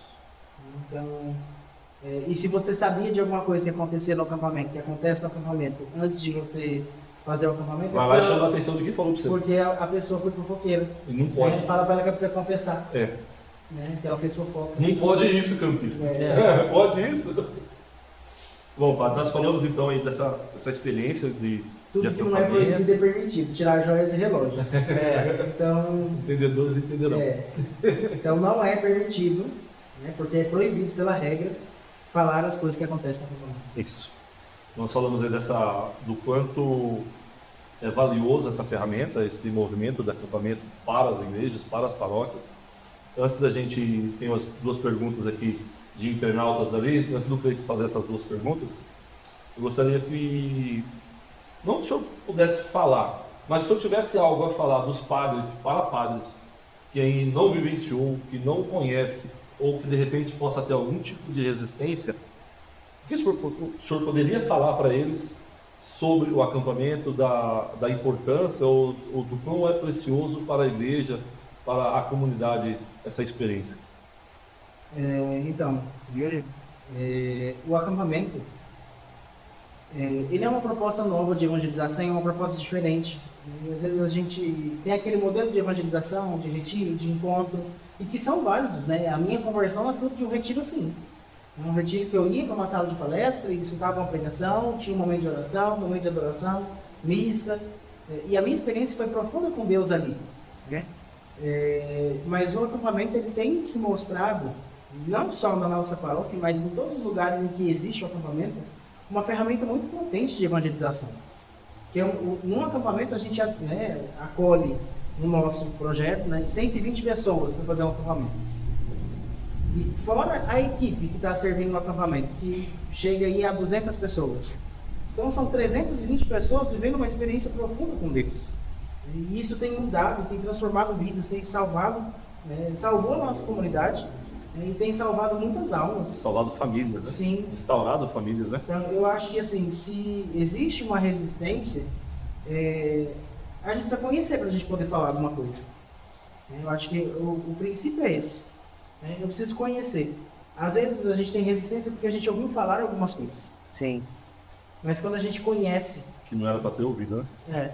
Mas quando a gente conhece de fato o acampamento, aquilo que é a proposta do acampamento, a gente entende que não é um padre que está querendo roubar os seus paroquianos, os meus paroquianos, não é isso. Como o Marcos dizia há pouco, né? A intenção é fazer com que essa pessoa volte para a comunidade dela, que ela se empenhe na própria comunidade. Essa é a nossa intenção. Então, vamos quebrar as nossas resistências. Eu fui resistente, mas me abri a isso e tenho experimentado um novo de Deus, um revigorar de Deus com essa obra do acampamento. Então, abre o coração, não tenha medo de perder os seus paroquianos, não tenha medo de perder os seus fiéis. Pelo contrário, vai vir mais gente. É isso que eu tenho experimentado nesses 7 anos trabalhando com acampamento. É o que eu tenho experimentado. Cada vez mais pessoas chegando, cada vez mais pessoas servindo, cada vez mais pessoas se salvando. E a nossa vocação é para isso, é para salvar almas. Então, é um instrumento de salvação. Isso tem que ficar muito bem claro, né? Porque ainda tem essa interpretação de que, não, eu não vou mandar paroquiano meu fazer acampamento lá, porque daí ele vai querer ficar por lá. Não tem nada a ver uma coisa com a outra, né, padre? A gente quer que as pessoas vivam duas palavrinhas que a gente ouviu, não lembro se foi no 3º acampamento, uma explosão de amor. A gente quer que as pessoas tenham essa explosão de amor que a gente vive dentro do acampamento, né? Porque o padre falou, questão das pessoas que fazem, as pessoas que servem, e muitas vezes nós que estamos servindo, né, recebemos muito mais do que aquilo que a gente viveu. Exato. Né? Porque daí a gente revive tudo de uma maneira diferente, né? Porque a gente estando no acampamento ali, a gente perde muitos momentos por causa dessa resistência, né? Que a gente tem às vezes, né, de viver, de se entregar. E aí quando a gente serve, aí que a gente vive mesmo essa explosão, né? Eu costumo dizer que no acampamento você fazer uma experiência única, mas você servir o amor de Deus é tangível, ele é mensurável, você capta ele, você vê o amor de Deus transitando entre as pessoas, você vê o amor de Deus visivelmente, você pode acatar, pegar ele, abraçar, carregar no seu colo, levar para onde você quer, porque é isso, essa experiência do acampamento é isso, é você poder pegar pegar de fato o amor de Deus e trazer para você, ficar contigo. E essa é a experiência do CV, de você ver as transformações que acontecem na chegada, de como as pessoas chegam ao existente, de como elas saem para alguns momentos, para algumas dinâmicas e retornam diferente. A cada momento que passa, vai de um jeito e volta daqui a pouco com um sorriso no cantinho de boca, daqui a pouco já se entregou, já está ali todo aberto, porque ele encontrou o amado nesses momentos. Lá ele encontrou o amado da alma, lá ele encontrou aquilo que ele veio procurar, que talvez ele não sabia que ele precisava. Aqui ele vai encontrar. No acampamento ele encontra. Com certeza. Né? Vamos lá. Então a gente abriu para algumas perguntas aqui, né, dos nossos amigos das nossas comunidades no Instagram, né? O pessoal mandou perguntas aqui para o Padre Pedro. Uma das pessoas foi o João. Ele é sobrinho do Éder, né? Sobrinho Nosso do amigo Éder. campista. Isso. E ele fez uma pergunta interessante, padre. Eu nem sei se a gente tocou nesse assunto. Mas o João perguntou se o senhor concorre para ser, como que ele falou a palavra? Não foi superior agora em 2026? Porque, para quem não sabe, né, o padre vai explicar melhor, os padres salvistas agora, no mês de fevereiro de 2026, vai ter um capítulo geral, né? Então, não sei como ele ficou sabendo, né? Mas ele faz essa pergunta: o senhor concorre para ser esse prior, esse superior? Graças a Deus. Você não queria ser padre? Mais superior! O capítulo geral, eu acho que é importante a gente explicar, né? Eu expliquei esse final de semana na paróquia. Sim, sim. Hoje o nosso instituto, tanto nós quanto as irmãs, o nosso capítulo geral ele acontece a cada 6 anos. Então o nosso último capítulo foi o ano de 2020, fevereiro de 2020. E no capítulo geral, os irmãos de votos perpétuos se reúnem, tanto os irmãos quanto as irmãs, né? Mas são capítulos separados, né? É na mesma data, datas próximas, mas em lugares diferentes.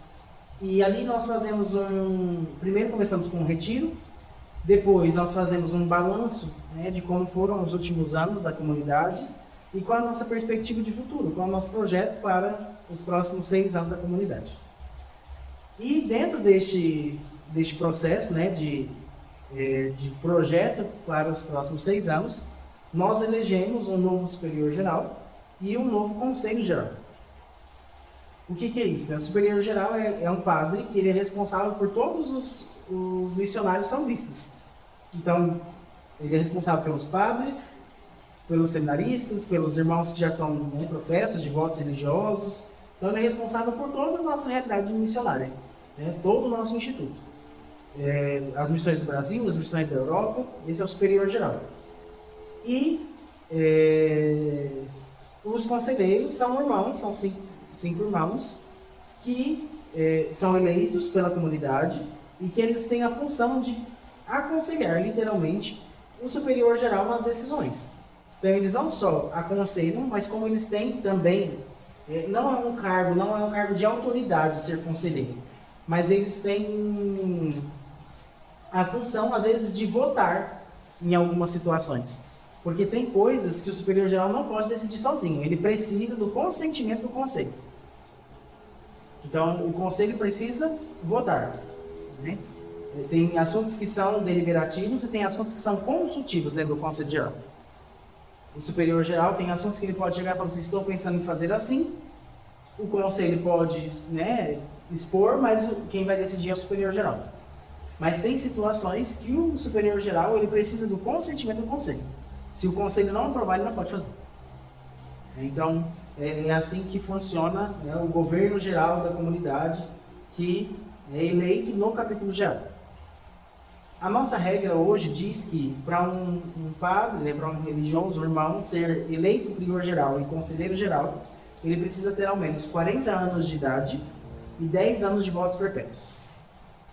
Eu não tenho 40 anos e também não tenho 10 anos de votos perpétuos ainda, né? No ano de 2026 eu faço 6 anos de votos perpétuos.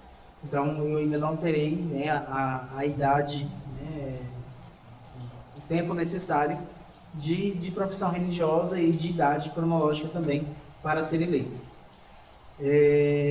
Não é como na política que alguém se candidata para uma função. nós elegemos dentre aqueles que são possíveis. Então, nós vamos eleger, nós vamos votar entre aqueles que são possíveis. Então, por exemplo, entre nós aqui em Piracicaba, o Padre Martinho ele pode ser eleito superior geral e conselheiro. Sim. Porque ele tem os dois critérios, de idade cronológica e de tempo de votos perpétuos. Entendi. E assim, padre, lógico que tem uma diferença grande, mas nós temos também as nossas eleições de grupo de oração, tem também a mesma regra, tem que ter um certo tempo de trabalho dentro da renovação, e as pessoas elas têm a opção também de falar assim, não, eu não quero cantover, ou não tem isso daí, ela tem o tempo de a idade, o tempo já como de sacerdócio, ele tem que ser um... Olha, nós já tivemos um caso, né, de um irmão que pediu para não ser votado. Sim. Eu não estava no capítulo, tinha acabado de chegar no seminário, na verdade, mas depois a gente ficou sabendo disso. E ninguém tira o nome da eleição, mas a pessoa pode não aceitar ser eleita. Então, vamos supor, vou pegar o exemplo do Padre Martinho. Sim. O Padre Martinho recebeu, dos 50 que estavam lá para votar, ele recebeu 30 votos para ser conselheiro. Sim. E aí, o superior geral, que já vai ter sido eleito, vai questioná-lo. Você aceita a função de conselheiro do Instituto? E aí ele vai dizer se sim ou se não. Ele tem a liberdade de aceitar ou não essa eleição.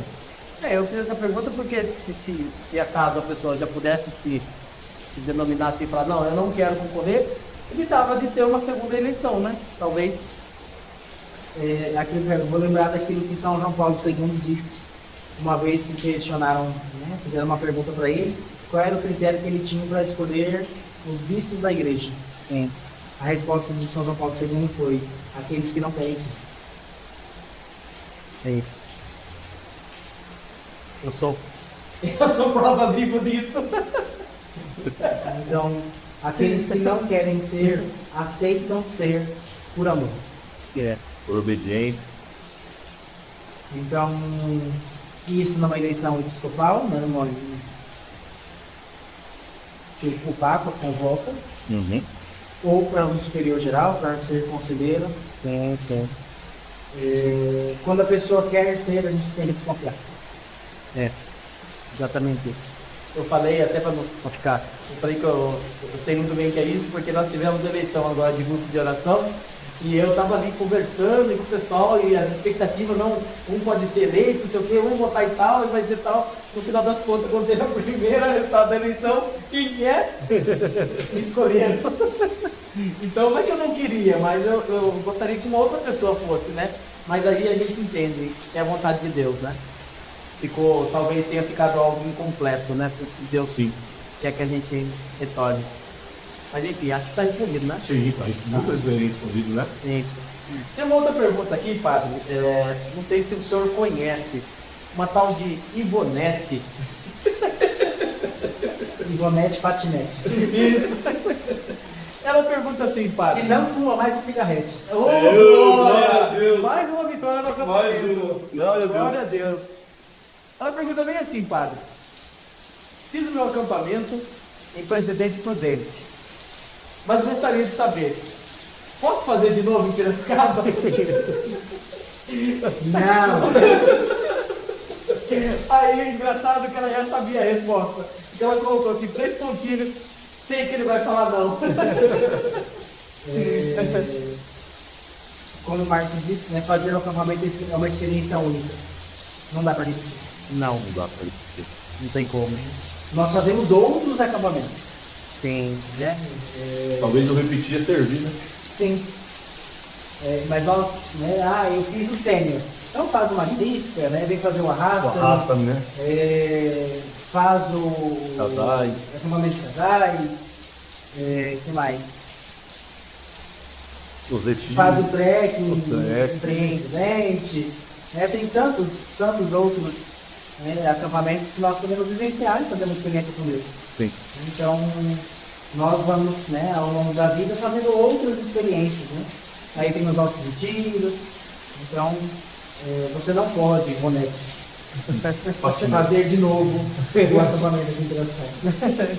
E aqueles que começam a fazer o acampamento e vão embora, também não podem fazer. Não pode fazer. Não podem fazer. Eu acho que é uma falta de caridade com aqueles que estão fazendo acampamento. Acolher uma pessoa que começou o acampamento e não concluiu, né? Vivenciou 2 dias do acampamento e foi embora. Porque ela vai voltar depois, ela já sabe como funciona, ela já sabe algumas realidades, já sabe algumas dinâmicas. Sim. Talvez seja uma palavra até forte, né? Mas é uma trapaça, né? Sim. É uma trapaça, porque a pessoa já chega sabendo tudo que vai Aquela acontecer. primeira parte que ela já vivenciou, ela já conhece, né? Talvez, assim, né? Eu acho que a pessoa pode ir para outro lugar fazer um acampamento. Mas no mesmo lugar, Mas mesmo assim, ainda é uma situação desagradável, né? mas eu acho que você vai para outro lugar, você já vai esperando alguma coisa diferente. Sim. Eu acho que a gente não pode barrar a pessoa fazer uma experiência com Deus. Sim. Quando eu fiz o acampamento, eu tive um campista na minha tribo, no irmão de tribo dele, que ele tinha começado o acampamento e ele foi embora no primeiro dia. E isso em Goiás. E quando eu fui fazer o acampamento em Prudente, ele foi para Prudente para me fazer.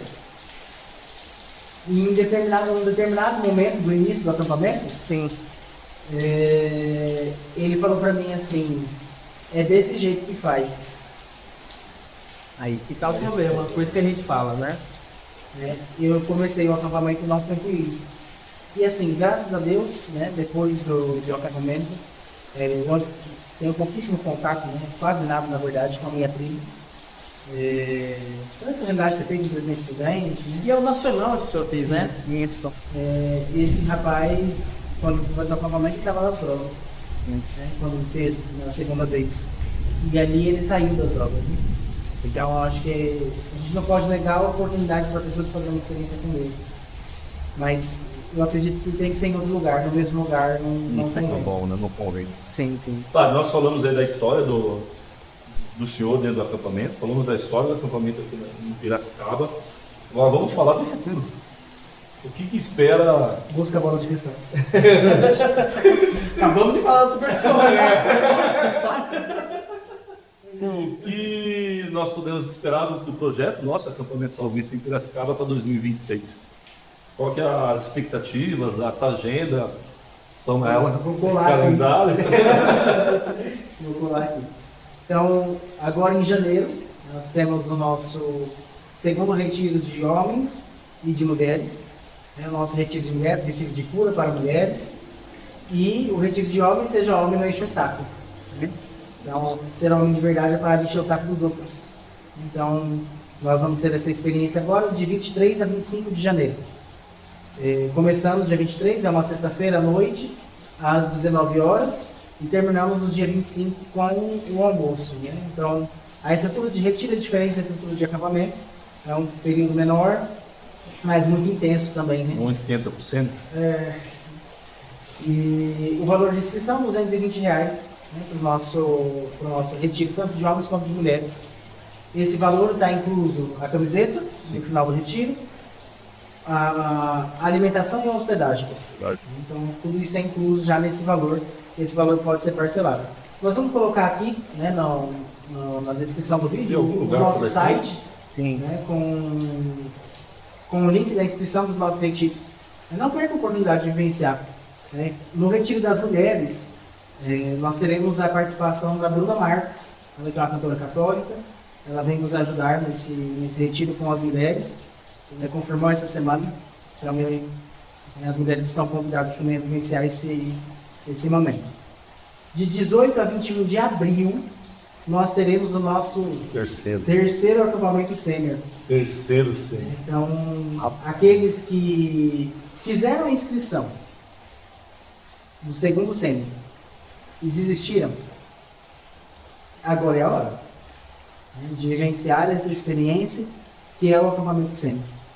E também aqueles, né, que têm desejo, nós sabemos de muitas pessoas que querem fazer o acampamento, estão ansiosas, esperando, né, o acampamento. Depois nós vamos fazer uma arte também para a gente divulgar as datas, aqui nós fechamos o calendário essa semana. Então, 18 a 21 de abril, o nosso terceiro acampamento sênior. E aí, passando aí 3 meses, em julho, de 9 a 12 de julho, nós teremos o nosso terceiro acampamento juvenil. Aqui nós fazemos um acampamento juvenil mesclado com sênior, né? Mas não são tantas vagas assim, vai depender Da procura, da procura dos jovens. Dependendo de quantos jovens nós tivermos, nós abrimos para algumas vagas de sênior. Caso contrário, nós faremos só A prioridade para é o os jovens. juvenil, né? A prioridade são os jovens. Inclusive fica o convite, né, para os pais, né, que incentivem seus filhos, né, de 17 a 30 anos de idade, né. Sei que 30 anos de idade já tem filho que já é quase... Já é pai. Já é quase pai, né. Mas aí vai fazer o sênior. Vai fazer o sênior no caso, mas incentive seus filhos, né, solteiros, a fazer o acampamento, né, padre? Sim. Foi o senhor que falou, o senhor falou no episódio passado, né, dos pais levar a criança para a igreja mesmo que ela não queira, né? O acampamento também não deixa de ser uma proposta, né? Mesmo que Sim, sim. A gente só tem que tomar cuidado porque às vezes a gente pode criar uma... Sim, lógico. Uma o, barreira, jovem, né? o jovem não vem aberto, ele vem fechado e ele não vive a experiência do acampamento. Tem que ter pelo menos uma pequena abertura. Sim, Né? Se não existe uma pequena abertura, vai vir e vai atrapalhar os outros viver o acampamento. sim. Mas sim, tem que insistir mesmo. Né? Eu acho que tem que insistir. Do dia 5 ao dia 7 de setembro, nós teremos o nosso primeiro acampamento Arrasta-me, que é o acampamento com Nossa Senhora. É uma experiência nova, não existe esse acampamento em lugar nenhum. Nós vamos começar esse acampamento aqui em Piracicaba. Então, é um momento de fazermos uma experiência profunda com Nossa Senhora.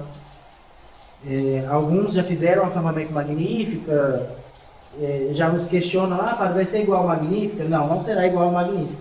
É um acampamento novo, com momentos diferentes, com coisas novas. É aquele que Deus vai inspirando no nosso coração. Então, de 5 a 7 de setembro.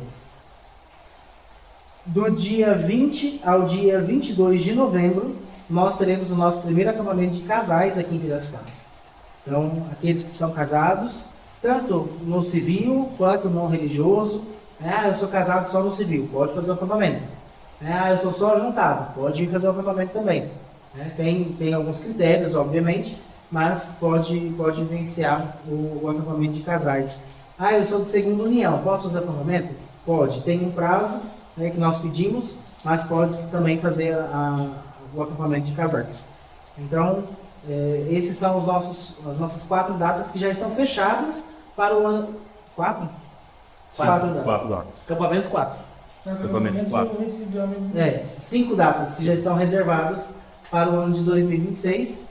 Nós estamos procurando no calendário uma data para a gente fazer o retiro de cura de novo. Curados pelo louvor. Curados pelo louvor. Mas ainda não temos uma data para esse retiro. Assim que tiver, nós vamos divulgar também.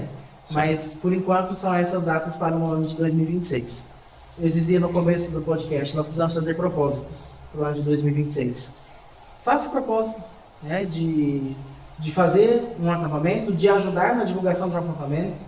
Você que já é campista, eu acho que tem que ser um propósito de todos nós isso. Sim. Às vezes a gente vem servir no acampamento só servir, né? E já é muita coisa. Mas se a gente ajuda na divulgação, se a gente traz uma alma para vivenciar o acampamento, com toda certeza nós temos mérito, em tudo aquilo que vai acontecendo também no acampamento. A salvação dessa alma, que encontra com Jesus e que faz uma experiência com o amor de Deus, também faz, nós recebemos o mérito disso. Então, façamos propósitos para o ano de 2026. Sim, maravilha. E isso é muito forte, né, padre? Porque eu me lembro também que num dos momentos do acampamento, o Senhor me revelava também bem isso. Eu olhava a multidão do nosso acampamento assim, né?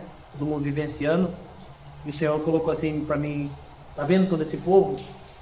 Ele falava assim para mim, não são pessoas, são almas. E são almas que são confiadas a nós. Então nós temos que tratar muito bem dessas almas, porque eu vi um pregador falando que é assim, Deus vai cobrar de nós pregadores todas as palavras que nos foram dadas, se a gente pregou de forma exata daquilo que Ele pediu. Eu acredito que o acampamento também é a mesma coisa. Quando a gente um dia, se for da vontade dele, né, a gente pede muito, um dia poder encontrar ele face a face, né? mas ele com certeza ele vai perguntar para nós: e as almas que eu confiei a ti? Então é uma responsabilidade muito grande. Por isso que a gente comenta de não ser um servo de acampamento, fazer do acampamento um trabalho, uma ferramenta de trabalho, porque é uma responsabilidade muito grande. É muito sério. Né? Profissionalizar, essa é a palavra. Isso é importante para os servos, né, Fábio? Isso é uma palavra muito importante que a gente tem que deixar para os servos nossos, para os nossos servos, que a gente não pode se profissionalizar no servir acampamento. Teve uma situação que aconteceu nos nossos acampamentos, né? Que nos desconcertou. E naquele momento Deus trazia ao meu coração: eu faço isso para que vocês entendam que quem comandou o acampamento sou eu. O acampamento acontece do jeito que Deus quer. Sim. Às vezes nós programamos, né? Vocês foram coordenadores, já não estão mais na coordenação do juvenil do Senha, mas às vezes a gente programa o acampamento inteiro e Deus vem e mexe. Mexe totalmente. Né? Às vezes a gente programa um atraso no acampamento e Deus vem e para o relógio. Sim. O último parou bastante, né? No juvenil. Mãe de Deus. Então, Sangue Deus, do Cordeiro. sangue do Cordeiro. Como parou esse relógio? Deus faz do jeito dele. Sim. E cada servir é uma experiência nova, servir uma equipe diferente daquela que eu estou acostumado, é uma experiência nova. E isso vai nos edificando, vai nos fazendo crescer. Sim. Crescer como servo, saber que nós fazemos aquilo que o Senhor nos pede. E isso não faz de nós melhores do que ninguém, mas se nós somos servos inúteis. Exato. Sim. Servo inútil não fez mais que a sua obrigação, né? É essa a nossa importância dentro do acampamento. Servo inútil não faz mais que a sua obrigação. Que nós possamos ouvir isso de Jesus quando nós estivermos face a face com Ele. Sim. Você foi um servo inútil, não fez mais do que a sua obrigação. Pode entrar. Sim. Sangue de cordeiro, tua mão que eu ouço. Sangue do Cordeiro. Esperando isso. Meu Deus do céu. Nós gostaríamos de chegar agora à parte dos agradecimentos, né, Marcos? Isso, agradecimentos. Então, você quer falar pra gente do nosso amigo? Vamos fazer os agradecimentos do aí. Sal? Antes da gente fazer os agradecimentos, Sim. Vamos lá. lembrei, né, de falar agora em relação ao capítulo geral ainda, né? Sim. Pós-capítulo podem acontecer transferências, né, e geralmente acontece. E isso não quer dizer que eu vou sair, que o Padre Martinho vai sair, que o Padre Ângelo vai sair, não é isso. Né? Pode acontecer, né? Então, nós temos, e aí nós temos que preparar o nosso coração, e vocês têm que preparar o coração de vocês, se for a vontade de Deus. Alguns falam assim: Padre, nós vamos rezar para vocês ficarem aqui. Podem rezar, não tem problema nenhum rezar, né? Mas eu costumo dizer, é melhor rezar pedindo a vontade de Deus. Né? Se for a vontade de Deus que a gente permaneça, nós vamos permanecer. Se for a vontade de Deus que a gente vai, a gente possa partir, né, e fazer aquilo que Deus quer, onde Ele nos enviar. Como dizia o nosso fundador, que nós possamos florescer onde o Senhor nos colocar. Então, nós somos missionários. Né? E então a gente tem que estar preparado para isso. Né? Pós-capítulo geral, tudo pode acontecer, transferências podem vir, e que a vontade de Deus permaneça.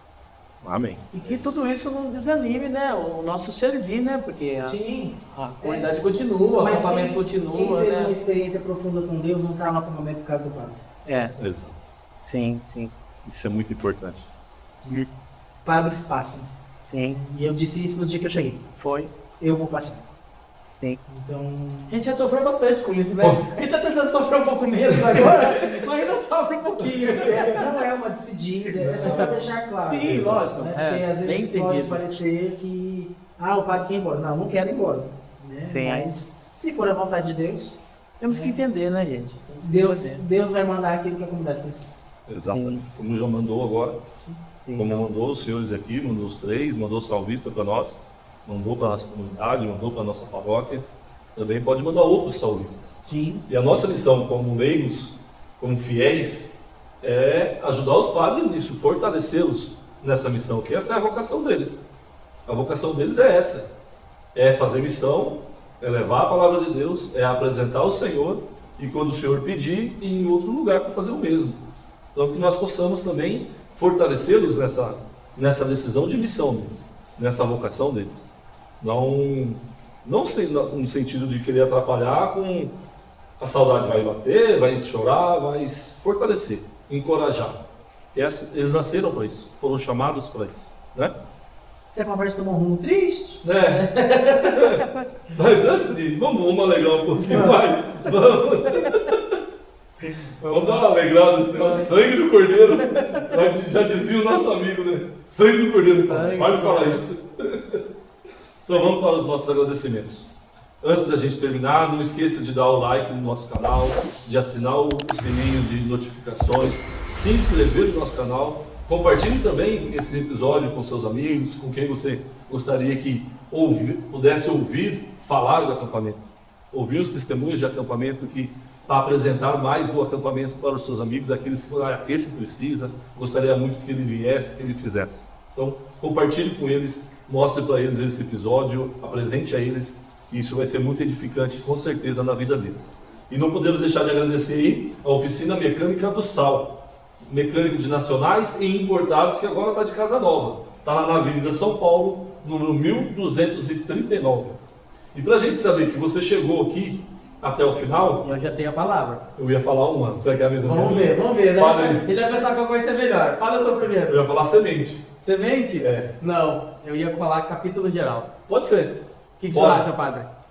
Porque daí as pessoas aproveitam e rezam também pelo capítulo geral. Sim, o senhor não falou, ótimo, né? perfeito. Uma coisa que a gente esqueceu de comentar, né? Que as Perfeito. pessoas possam rezar, né? Também por esse capítulo, né? Que seja Exato, feita a vontade de Deus. Então, digite aí nos comentários capítulo geral para a gente saber que você chegou até o final desse episódio. E antes da gente encerrar de fato, Sim. A gente está encerrando e não encerra ainda. Ó. Já está uns 15 minutos encerrando. Pois é. O nosso último vídeo, até hoje, está com 628 visualizações. Sim. Nos ajuda a chegar nas 1000 visualizações? Isso, perfeito, Padre. Perfeito. Acho que nós podemos alavancar ainda mais aí esse podcast. E aí, assim, né? Nós estamos com 600 e poucas visualizações, como o padre comentou. E estamos com 207 inscrições, Isso. né? Se inscrevam no nosso canal. Nós temos 628 visualizações, 156 curtidas. Curte aí, pelo amor de Deus, gente. Dá um joinha. Essa conta não tá Ajuda fechando, nós, não tá fecha. fechando. Ajuda nós aí, pelo amor de Deus. O curtir não vai atrapalhar em nada. Não vai cair só dentro, não. E temos só 47 comentários. Sim. Sabe o que acontece? Eu vou dar uma dica para vocês que estão assistindo. Muitas vezes a gente assiste na TV. E aí, às vezes, não consegue, né, dar curtida. Faz assim, assiste na TV, entra no celular e depois curte no celular. Pronto. Ajuda a Não gente. precisa assistir de novo, só entra lá e curte, porque vai nos ajudar. Já curte no começo do vídeo. Já isso. Porque com isso, gente... Precisa não esquecer. Por que a gente pede para vocês curtirem, compartilharem? Porque assim, o YouTube ele vai disponibilizar esse podcast para mais pessoas. Sim. E glória a Deus que esse podcast, que o padre falou, nós tivemos o primeiro episódio, gente. Já teve esse número de visualizações, né? Muito bom, né? Foi muito bom. Eu tenho certeza que esse agora vai ser melhor ainda. Com né? certeza. Esse segundo episódio. É porque o povo tá curioso. Tá curioso. E o povo vai ficar mais curioso agora, porque a gente sempre gosta de deixar um continue, né? Mas pro próximo episódio, Marcos, Sim. a gente não pode falar muitas coisas do acampamento. Mas a próxima pessoa que vai estar aqui, eu fiquei sabendo que ele já foi Chaves. Entendedores entenderão. O próximo convidado. Então, gente, é isso aí. Então, no nosso próximo episódio, vocês que sabem do que nós estamos falando, né? É Os que ele. não sabem, Vem assistir para saber quem é. isso. E lembrando, gente, só também lembrando de outra coisa. Esse episódio, né, está sendo exibido numa sexta-feira, às 20 horas. Exatamente. Né? O próximo da outra semana vai ser a quinta-feira, tá? Isso. Então você todas as quintas-feiras, às 20 horas, no nosso canal do YouTube. Eu aprendi. Coisa rápida. Quintas-feiras. É que deu limpar, né? É uma vez só, não é outra. É isso Maravilha, aí. então. Padre, muito obrigado mais uma vez por nos Disponha, né? A apoiar, próxima vez chama outro. nos ajudar e estar aqui para a gente evangelizar também aqui por esse canal, por esse meio de comunicação que é tão importante e a gente precisa também aprender a entrar e falar também de Deus aqui, né? Muito obrigado mais uma vez. Mas ele vai voltar porque ele já Vai, deu um tem spoiler, mais você viu que coisa, das roupas, que a gente pode depois Tem a explicar, Irmandade né? pra gente falar. Isso, tem mais muita assuntos coisa aí. Tem muita coisa, Padre. Nesse dia, gripa a lua aí. E o Senhor cura lá. Ele não permitirá. Não, mas isso aí. Então, É isso aí. Vamos isso, dar um tchau? Vamos dar tchau porque é É isso. hora de dar tchau. É hora de dar tchau. Gente, então muito obrigado, né? Muito obrigado, Padre. E antes de encerrar, agora, definitivo, Definitivo. dá sua bênção pra gente, para todos os nossos irmãos que estão assistindo. O Senhor esteja convosco. Ele está no meio de nós. Pela poderosa intercessão de Nossa Senhora de Pentecostes e do servo de Deus, Padre Gilberto Maria Defina, abençoe-nos Deus Todo-Poderoso, Pai e Filho e Espírito Santo. Amém. Feliz Ano Novo. Feliz Ano Novo! Valeu, diretor! Aquela ali, do meio. Aê! Tchau! Valeu! Até a próxima!